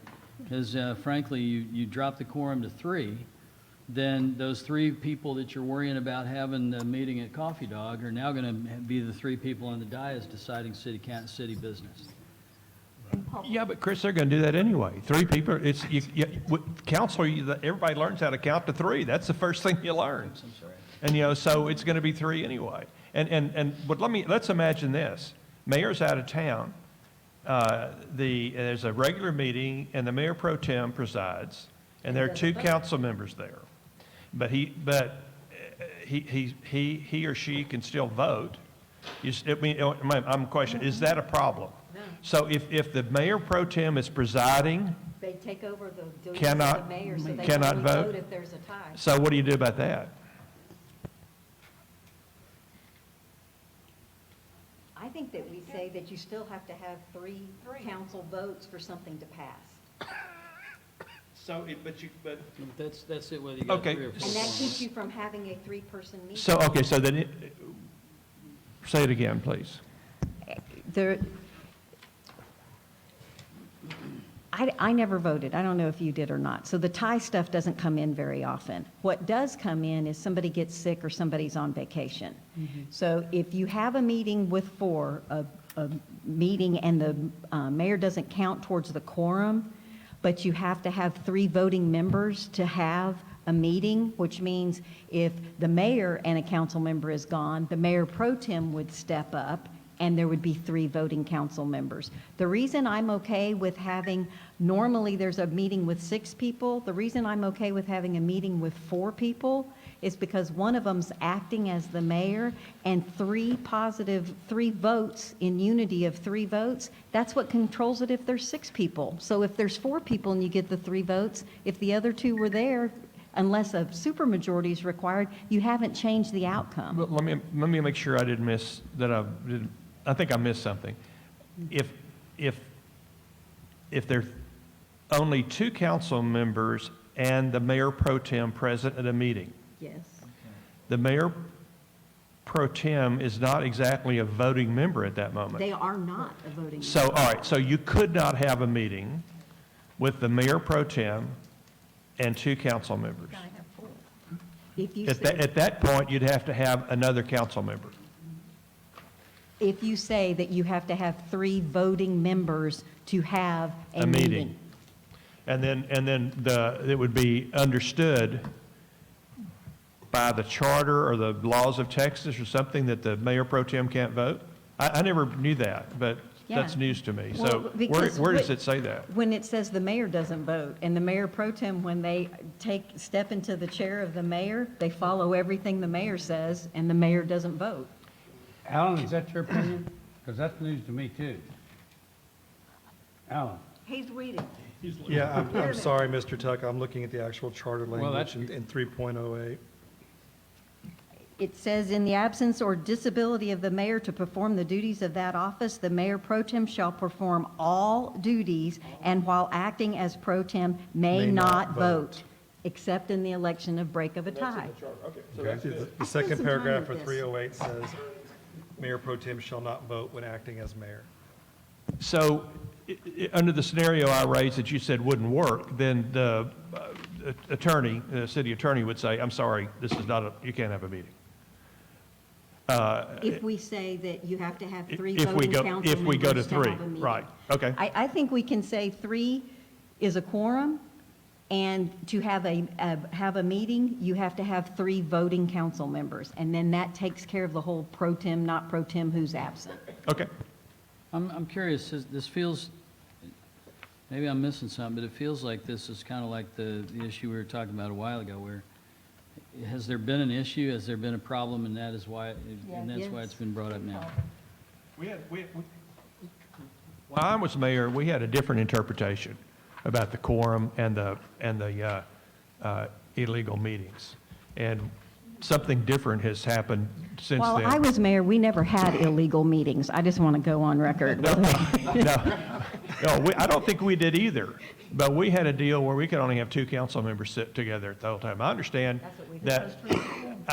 that with the 4 thing and the mayor and all that mixed in, it messes that up and it's subject to question. And I just want to make sure we have it real clear. Absolutely. Mayor Kessler, in sincerity, we too followed no more than 2 council members, because 3 council members is a voting block. And so no more than 2 council members could ever discuss something that was going to be voted on. Not that they're not going to have a great discussion, but that public business gets discussed in public. I should quit listening to rumors. I got a stupid question. I mean, if three council members go to the same birthday party, is that an issue? No. Only if they discuss about city business. Which is what exists now. There's actually a lot of case law on that. I bet.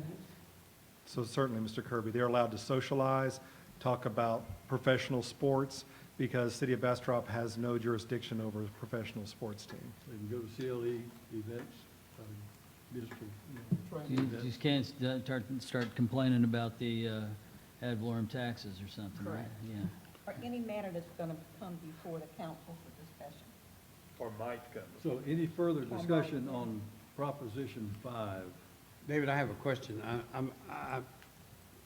I wish somebody would tell me today, I thought 3 council people could get together and talk about it. Is you saying, am I told no, that's not true? That's right. So only 2 today, and that would not change if we reduced the size of the quorum? No, she answered a different question. Today, if 3 council members want to come visit with you in your office, that is allowed by That's what the I thought. verbiage in the charter. That's what I thought. And what Mayor Kessler and I are saying is recognizing that 3 voting council members is a voting block. We had always adhered to, don't get together in a voting block regardless of what the charter says. Well, just to clarify, don't get together in a voting block and talk about And city talk about business. city business. Because if you're talking about who's going to win the football game, no one cares. Well, if today 3 people can talk about city business, 3 council members, I would like to see that remain the same. Is it illegal? We have Alan? a couple of things here, Joe. We've got precedents in that the city attorney said at the last council meeting that in all previous councils, 3 was a quorum, only 2 could get together and talk about it. It's only the current council that has changed that. And we also have the spirit of the Open Meetings Act, which 2 being able to talk about it definitely meets the spirit of the Open Meetings Act. When you go to 4, it violates both. Well, the spirit aside, if 3 people can talk today, I would like to see that remain. So that's, David, perhaps you could enlighten us on the case law, because the thing that concerns me, again, is just the chilling effect on, it's hard enough already for us to get elected, or to get people to run for these offices. And if I was on the city council, and a couple of my buddies wanted to come over to the house to talk about the fantasy football league, am I going to find myself being dragged out on a violation of the Open Meetings Act, whether or not I have had any political conversations because of the appearance of 3 council members going to, showing up at my house to talk about whether or not we're going to be looking for, Joe Burrow to be the quarterback on my fantasy team. Alan is the expert on this, not me, but my understanding of the law is that there's been so many attorney general's opinions and other litigation over whether that is or is not. I think most people are aware now that you can have those kind of social interactions without triggering a meeting. I think that's correct, but you can. Chairman Bragg's correct. It's often referred to as walking quorum or a daisy chain. It only applies in Texas when a quorum has a series of conversation outside of a meeting, knowing that they're having those conversations, and it's about business over which they have jurisdiction. And so there is no cases of indictments or prosecutions of someone getting together as a quorum to talk about sports or something like that. It's only limited to city business. So again, forgive me for trying to just get behind the curtain on this thing, but when you say there are no cases, does that mean that they aren't getting prosecuted or they aren't winning in the prosecution? Because, if, again, using my example, I and a couple of the city council members are going to sit down and talk about fantasy football, the old saying in the law is you can indict a ham sandwich. And so, then they find themselves, having to pay the lawyers to defend them against, a violation of the Open Meetings Act, because they've got a fantasy football team. Now, they may win, and they may win all the time, but it doesn't change the fact that if I'm thinking about running for city council and I'm facing that prospect, I'm like, screw this, I'm out. I mean, you know, if I can't sit down with a couple of my friends in a restaurant and have somebody either go, here, I'm going to record this to make certain you don't talk about city business, or I'm going to assume you are, and therefore I'm coming after you. And that's basically the political environment we're in, is that, you know, everything is assumed to be the worst. People are being, you know, it's no longer a disagreement. People don't disagree politically anymore. They hate each other. So in that political environment, you know, to put the onus on the city council that they can't be physically present with one another for fear of, I think is incredibly chilling to people that might want to run or might want to participate in city government. To answer your question, I watch the news pretty carefully. I track this pretty carefully. I write and speak on it extensively. I have not seen any cases brought, talked about, investigated about quorums of governing bodies getting together to socialize. It's only when there's evidence that they're discussing city business outside of a properly posted public meeting. Prosecutions are incredibly rare. The last prosecution that I've even seen was in Angelina County, which is Lufkin. It was last year. It was a county commissioners, and they were meeting outside of meetings in the county judge's office to discuss the county engineer. It was all captured on video, staff testimony. The judge was convicted, and in March, his conviction was upheld. Mr. Crouch? Fantasy football. Yeah, what I was going like to say might not Jackson to go be first. relevant. It goes to the other way. But I know last budget period, nonprofits were wanting to tell city council members and the mayor about what we do. And they were very adamant that no, we cannot come as a group. So we had to have 5 council members and the mayor to come to our office and do an hour-and-a-half spiel because of that. So it goes to the conversation that you're going to have when you ask those people to come together. And, you know, I think you can be at football. Somebody's going to ask the city councilman about something that has something to do with city business because you got them in your presence. And so when we get to that point, I'd just like to go ahead and make a motion to approve this, move this. Because go ahead, Jimmy, finish it. I had a question for Alan. Alan, is it against the law right now for 3 people to speak, 3 council members to get together and speak, or is it an open meetings violation to do that? No, And Mr. why- Crouch, it's not against the law for 3 council members to get together outside of a meeting and talk about city business because our charter sets the quorum at 4. That's the only Yeah, reason? that's what we're trying to change. And in saying that,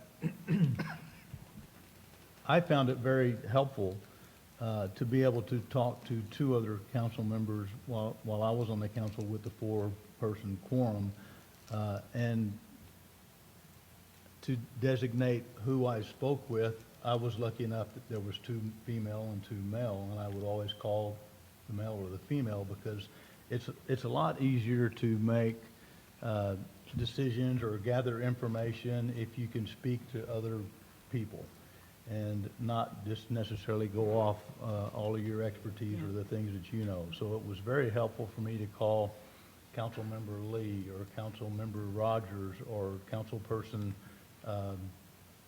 Plunkett or Kirkland, knowing that I had some people that I could visit with about specific things.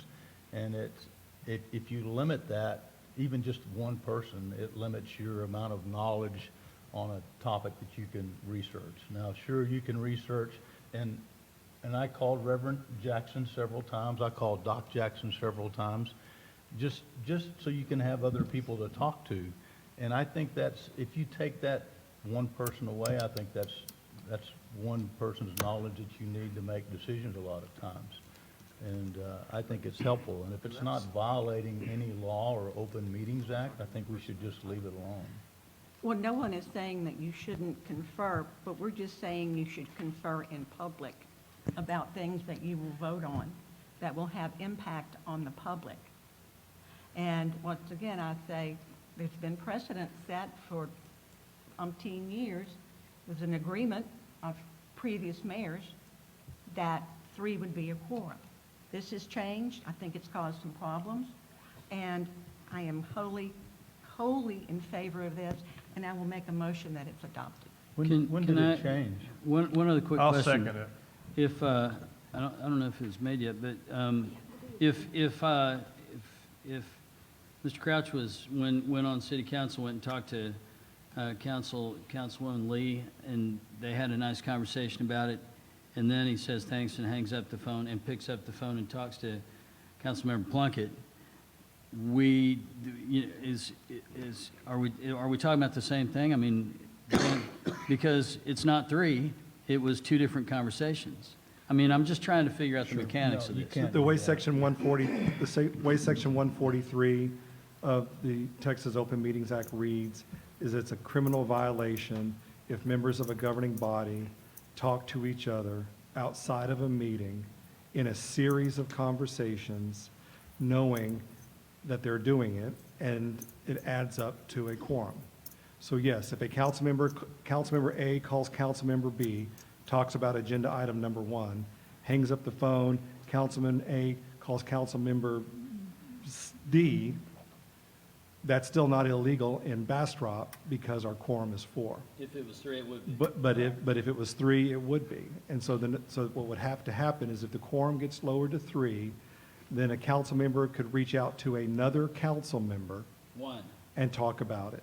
If this amendment, as presented today, clarifies that the mayor doesn't count toward a quorum, then a council member would have the choice of calling a mayor, calling another council member. But you couldn't do it with 3 council members. I want to say that in response to Chris's comment, that this is a minor, your concern about people not being able to get with their friends that are council members is a minor concern compared with the other kind of stuff that people can fuss at city council members about. I mean, that's the least of it. And everybody knows that going in. And you just have to be real careful when you're with a quorum. The other thing is that what we have is this weird loophole or something that just flies in the face of the Open Meetings Act of the legislature, and it's one of the foundations of modern democracy, and we've got to stop it. And this is the way to do it. I know there's been a motion made. Was there a second? Because Yeah. you second. Any more discussion? Could we repeat the motion just for clarity since we've had The- other the conversations? Yeah, do we motion is- want to say like the mayor doesn't count towards a quorum, Yeah, or, the- you know, I want to Alan, make it are you absolutely recommending certain anything? that the mayor doesn't count in The the quorum. language that would be there would be, the council shall determine its own rules of procedure and order of business. 3 members of the council, excluding the mayor, shall constitute a quorum to do business. That's my motion. And that's seconded. Second. Any more discussion? So you're adding the words, David, excluding the mayor to the after second council. sentence. All right. The only thing we're voting on at this point is excluding the mayor. No. Is that, The 4 changing to 3 as We're- well. We're voting, to an amended Proposition 5.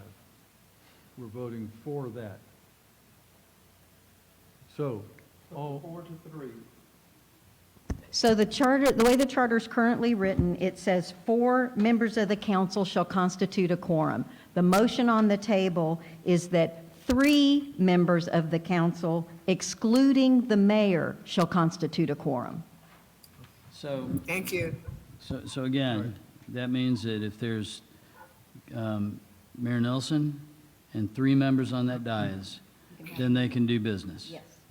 So we are voting to tell the city that if 2 of the city council members are on vacation at the same time, then the other 3 are going to be able to decide any and everything that goes on in the city. Just like they can do now, and just like if the 2 weren't on vacation and it was a simple majority, those 3 votes. So it requires them to be unanimous, because otherwise you won't have a majority. Yeah, I understand Because that. of the 4. I understand that, but just to clarify, I mean, but you still don't have 2/5 of your representative body sitting there to even have the conversation.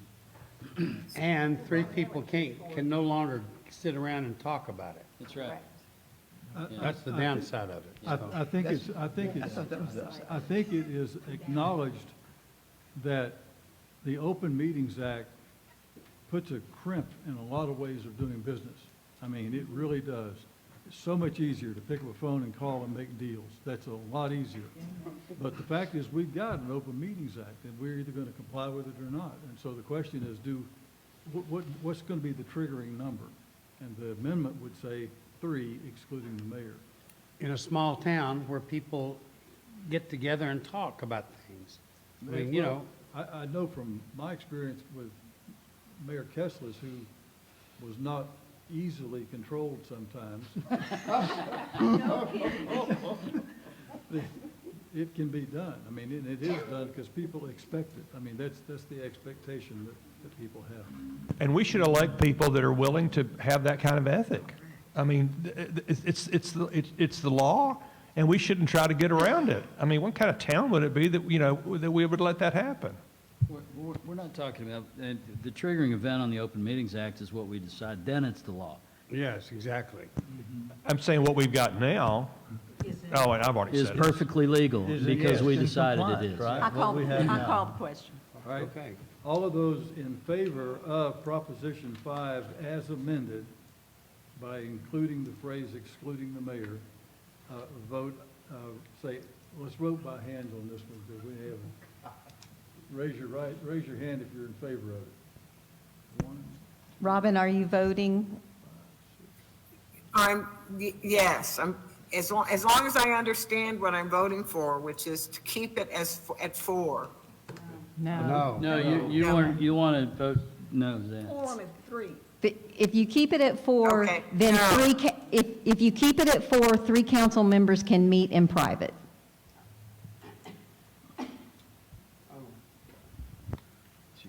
All right. Okay.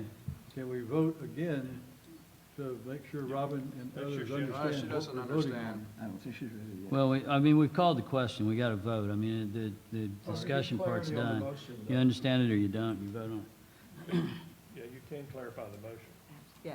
She can ask to clarify the motion if she wants to. Do you need further clarification, Robin? I'm so sorry. I feel like I'm really delaying this, but I'm just trying to follow as best I can with the audio. So if you vote to support this, then 3 people can meet in private. Is that the concern? If you don't support it, 3 people can meet in private. Okay. To vote in the affirmative, you would vote that 3 people constitute a quorum and can no longer meet in private. If you support this, then you are voting that 3 members constitutes a quorum and may not meet in private to discuss business that will come before them with the city. Okay. And we are excluding the mayor from being considered a member for quorum. Okay, thank you. Okay, let's try a vote again. All those in favor of Proposition 5 as amended by including the language excluding the mayor, please raise your hand.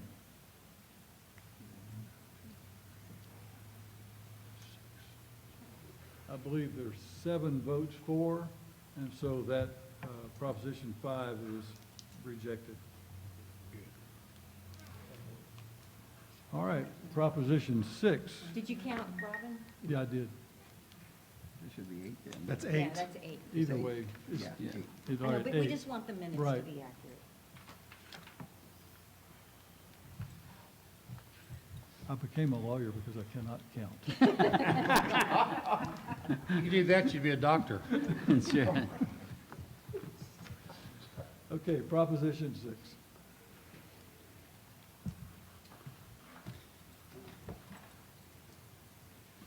City manager residence. Our current charter language says that the city manager is not required to live in the city limits when hired, but must become a resident in the city limits.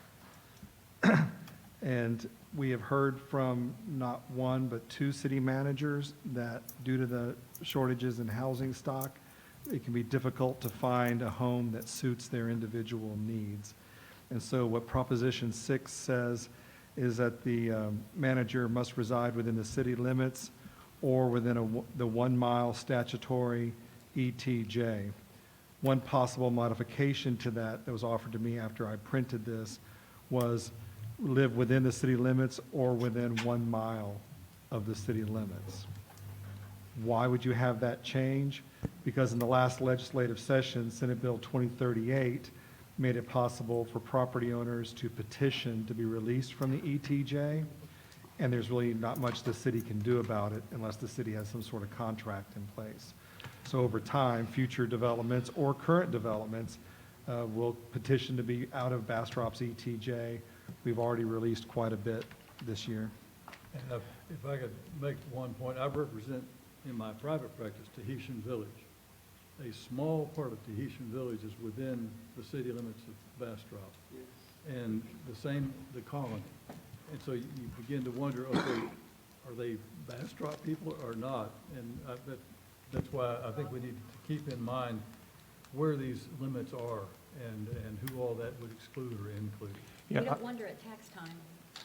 Yeah, I don't know. Clarity when it comes to paying That's taxes. right. I don't know about 1 mile or anything, but Bernie, do you remember why y'all put a restriction on it that the city manager live in the city?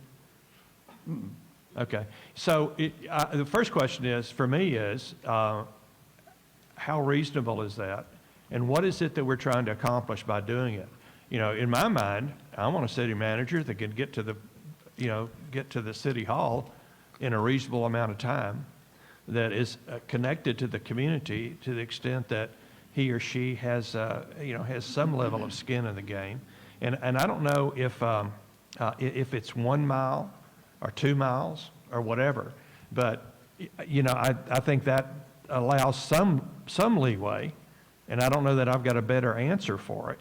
But I think the real issue is, what is it that we're trying to accomplish by having the city manager live anywhere?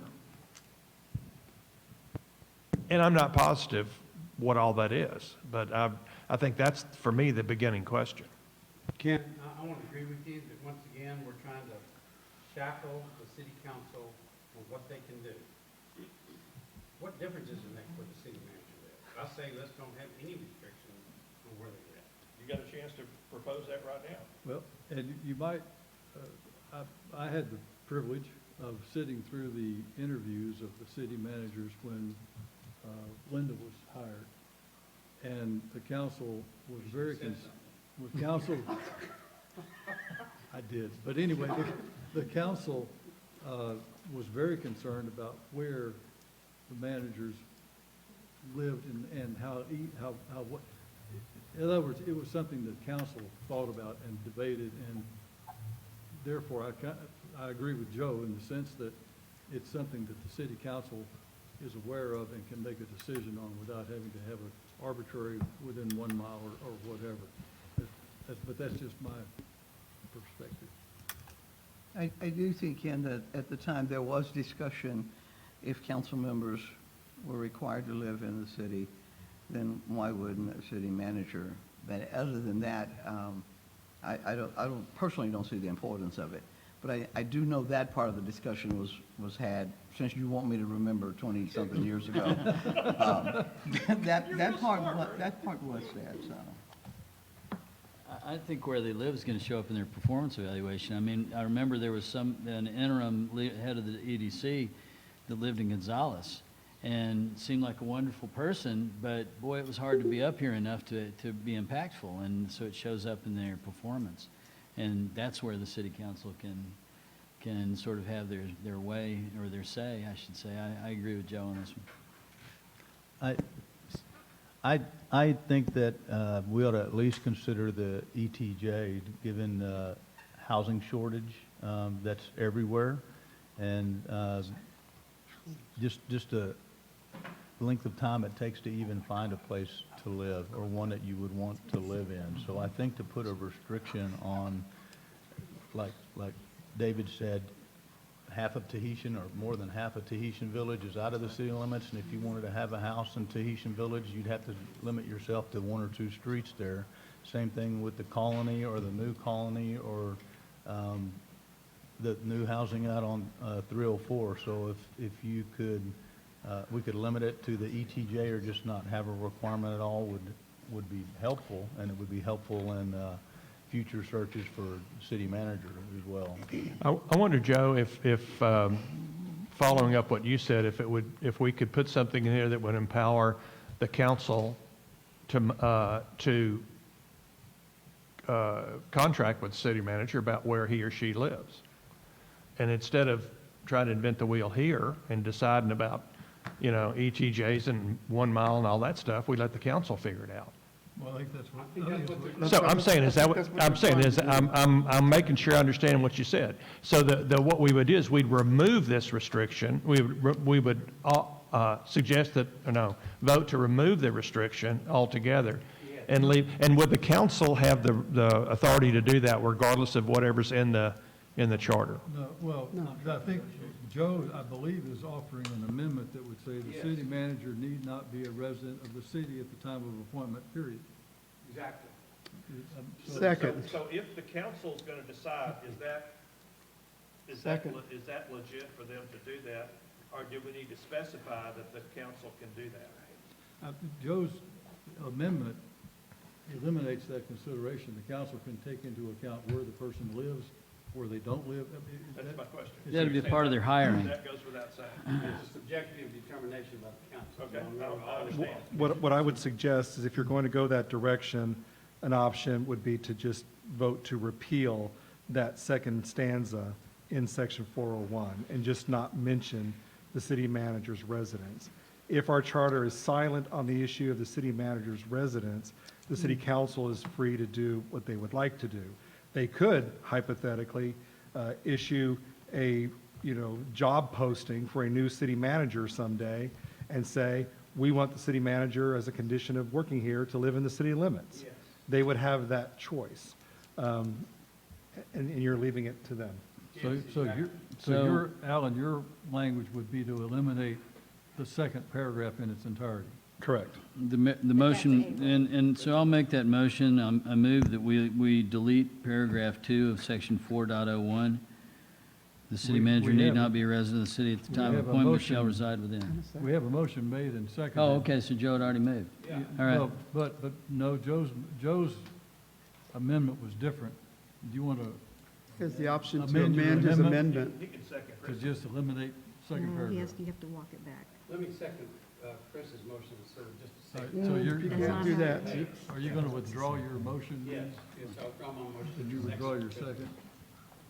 Yes, I guess Okay. I have to if there's So, not a motion. There's no motion on the floor, so Chris, what's your motion? My motion would be to delete paragraph 2 of section 4.01, which reads as follows: the city manager need not be a resident of the city at the time of appointment, but shall reside within the city limits or 1 mile of statutory extraterritorial jurisdiction while in office. I would move that we delete that paragraph. Is there a second? I second. All right. So now we can have discussion? Yes. Discussion? So I would remind, and clearly Mr. Tuck is not going to agree with me, and that's fine. We don't have to all agree. But I would call to us that this charter is about the citizens, not about council. And the city manager is always the highest paid employee in the city and is usually the person that proposes the tax rate. Granted, council votes on it, but they're proposing a tax rate. If you have to live in the city to run for office, you have to live in the city to serve on planning and zoning. The reason that many cities in their charter require the city manager to live in the city limits is because if there's problems with the trash, there's problems with their trash. If there's problems with power, there's problems with power at their house. When they propose a tax rate, they're paying that tax rate, and it makes them a part of the community. Unfortunately, I hired 2 different city managers, and interestingly enough, both city managers were coming from a city where they were not required to live inside the city limits.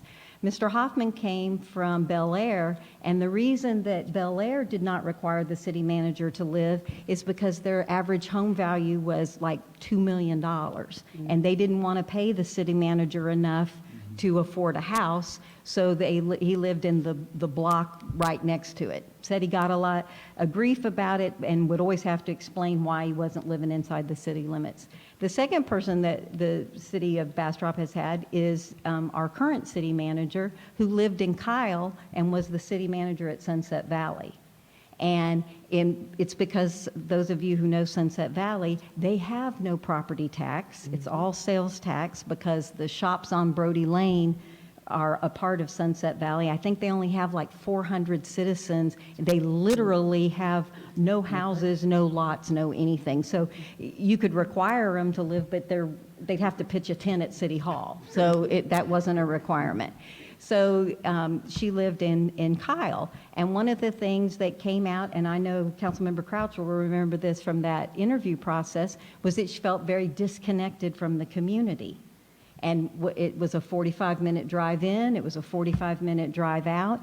And during the interview process, she said that we should really look forward to seeing her mowing the yard, walking her dog, being in the community, because that's how you're able to help and contribute to the management of the city that you're in.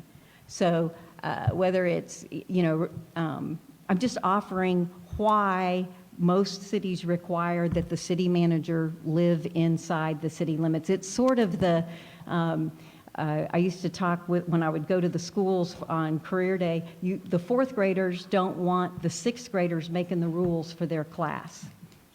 If you're making the rules, if you're making the recommendations, then maybe you should be the person who's living with those rules and recommendations. If I may, there's no reason the city council couldn't require the city manager to live in the city. It's just not in the charter. It could be a part of the contract.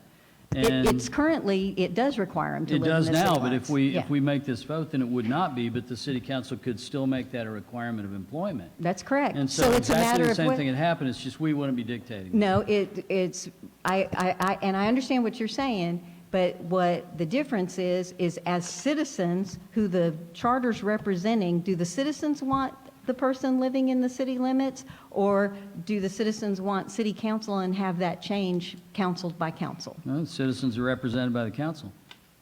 Yeah, there's a political remedy, and you just said it, Chris, and to, I think maybe in a way, Connie, that your stories, your examples kind of make Joe's point. There's all kind of different situations. Different ways. And so, anyway, I'm in favor of Chris's motion. Any further discussion?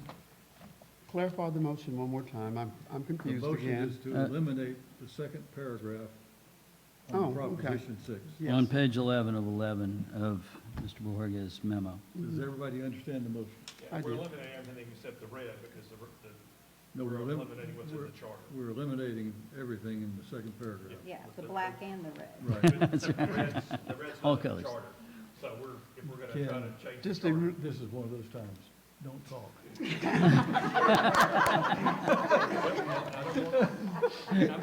I'm sure the city manager, city attorney can figure it out. All right. Yeah, and I do agree that lets council on a case-by-case 5 years from now, if there's no, I mean, I understand, and I think that's your point, Mr. Kirby, It right? is, the- yeah. The flexibility. And I also think about the fact that what happens if they're living in a neighborhood that is a part of the city, and that neighborhood They get decides to de-annexed. de-annex. That's a good Then what happens? Great, now I gotta Yes. move again, and so it allows the city council that kind of flexibility. So let's call for the question then. All those in favor of the amended motion, which is to accept Proposition 6 without the second paragraph, please say aye. Aye. Aye. All those opposed? No. We have 1 no and 12. Robin, did you vote? I think that'd be 11 ayes. There she is. Nope, nope. No, that's us. She gone. Robin, did you vote? I think Robin disappeared. Okay. Then we have 1 nay and 11 yes, which means it passes. Oh, okay. Yeah, who made the motion? Who seconded? It's for the secretary? I made the motion. I believe Joe Grady Tuck seconded. Correct. Oh,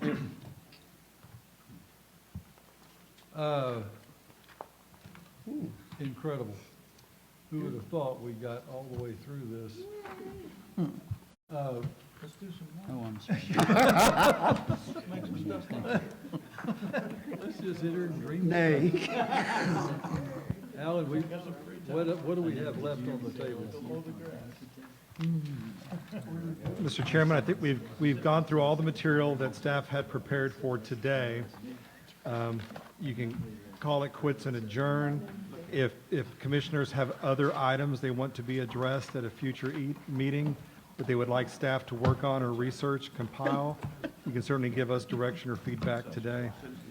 What did we do about next meeting, calendaring, or do we need a next meeting? We have to decide what to do on salaries. Yeah, and. That's the only one we tabled, isn't it? We tabled Proposition 3. And that deals with salaries, so we need to. We got ourselves another lunch out of the deal. If you Google up the average salary for a city council person, it's $37,000. And the mayor just pointed out to me that citizen comments are appropriate at this time. Is there anyone other than commission members who wishes to speak and be heard? I see no one out there. We don't need a workshop. We need to figure out when we're going to meet again.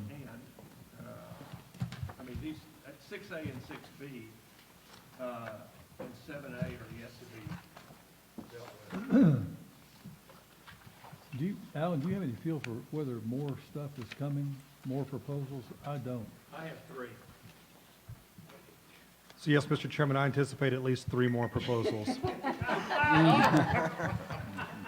Well, 3 that we're going to have to pay attention to? I did not say that. That's debatable. Let us have it, Ken. You want to hear them now? Yeah, might as well. I'd like to talk about the mayor not being allowed to vote in council meetings. I'd like to talk about the number of council members going forward. And, actually, I don't have 3 because I lost the battle on number 3. I also believe that there may be folks out in the community that if they hear about what we're doing and that we've had a meeting, we've made some progress, and we have to do it very quickly, we might hear from them. I mean, we're 13 people, but there's 10,000 of us out there, and I think we ought to do what we can to find out what citizens think need to go into our charter, and we need to do that. I don't know how aggressively we can do it, but I think it's important that we do that, and that we not assume that we know everything. I agree. How do they know what we're going to be voting on next? Won't council have a public hearing at their next meeting? But not on what we haven't discussed. No, but on charter revisions, open-ended. Any comments on what's been discussed, any new things that they want discussed, I would right? assume if that was the case, I don't know if that's true or not, but if they do, I'd assume they'd give us the information. I guess that's a subtle encouragement for us to try to make it to the next city council meeting too, where this will be discussed.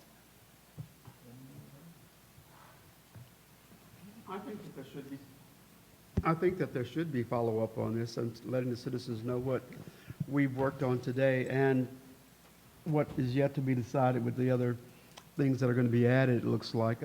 I don't know if maybe some of the other commission members have something they want to add also, but as of right now, there are just 2 or 3 things that need to be added. But I think we should have a meeting or a workshop or something, or the council could have it, indicating to the citizens what has been decided and what we're considering before the council votes on it.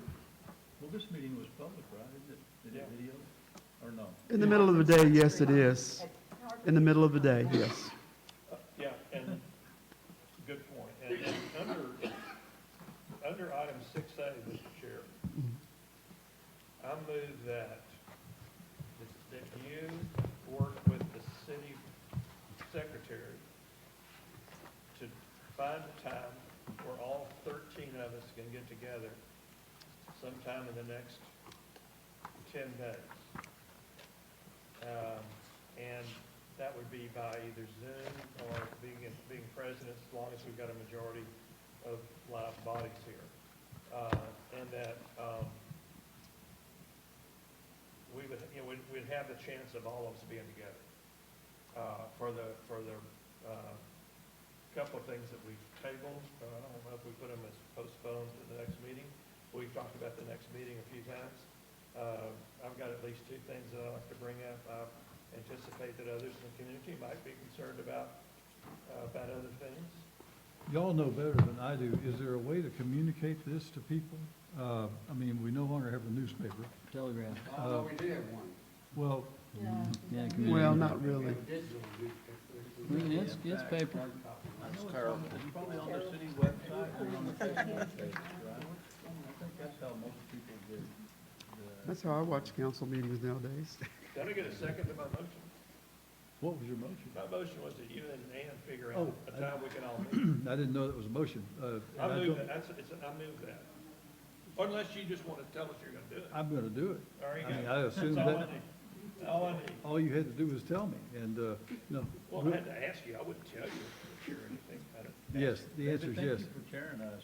But is there, logged off, it looks like. is there, is there, any, that's the best way to get stuff out is on the city website? I think it is. Colin, is that the best way to get stuff out, is on the city website? We're broadcasting this, over social media. Yep, CI, we could run it, whatever that thing is called. Community impact. Is anybody here from community impact? They're a good idea, they'll do a story. They'll do it. For clarity, won't everything that we voted on, won't Alan and Ann be putting that together? Will y'all have something for the July 23rd council meeting? Yes. So that's one way of, there'll be an item, here's what got voted on, here's where they are. Yeah, so far, yeah. It'd be an And update. that would be next Tuesday night, so. Yeah, no, that's fine. I'm just saying that that's another way of getting it out and we can, I would assume council would encourage folks to contact them or us if there's other things that they want All the discussed or council whatever. groupies will know about it. Yep. Is there such a? Not that Them- anybody them's wants to- fighting words. Listen, David, what more do we have to do? I mean, just, Ken has a couple more things. Alan, are we done? That one We've got one we tabled, one we tabled for sure. I don't know what One the we other one. table and then Ken's, Ken's couple of is that things. it? Is that all we have to do and we're done? Who knows? Unless more comes in, that's what we're trying to figure out, is how do we find out if there's gonna be any more? Mr. Chair, I'm going to ask to be excused. I have an out-of-town visitor in my office waiting to see me. Well, I think it's the I time, second that motion. there's a motion to Whenever it's adjourn, is there a reset, Hannah, second? let me know and I'll be Second, present. all in favor, aye. We are I adjourned. should have said Ernie moved.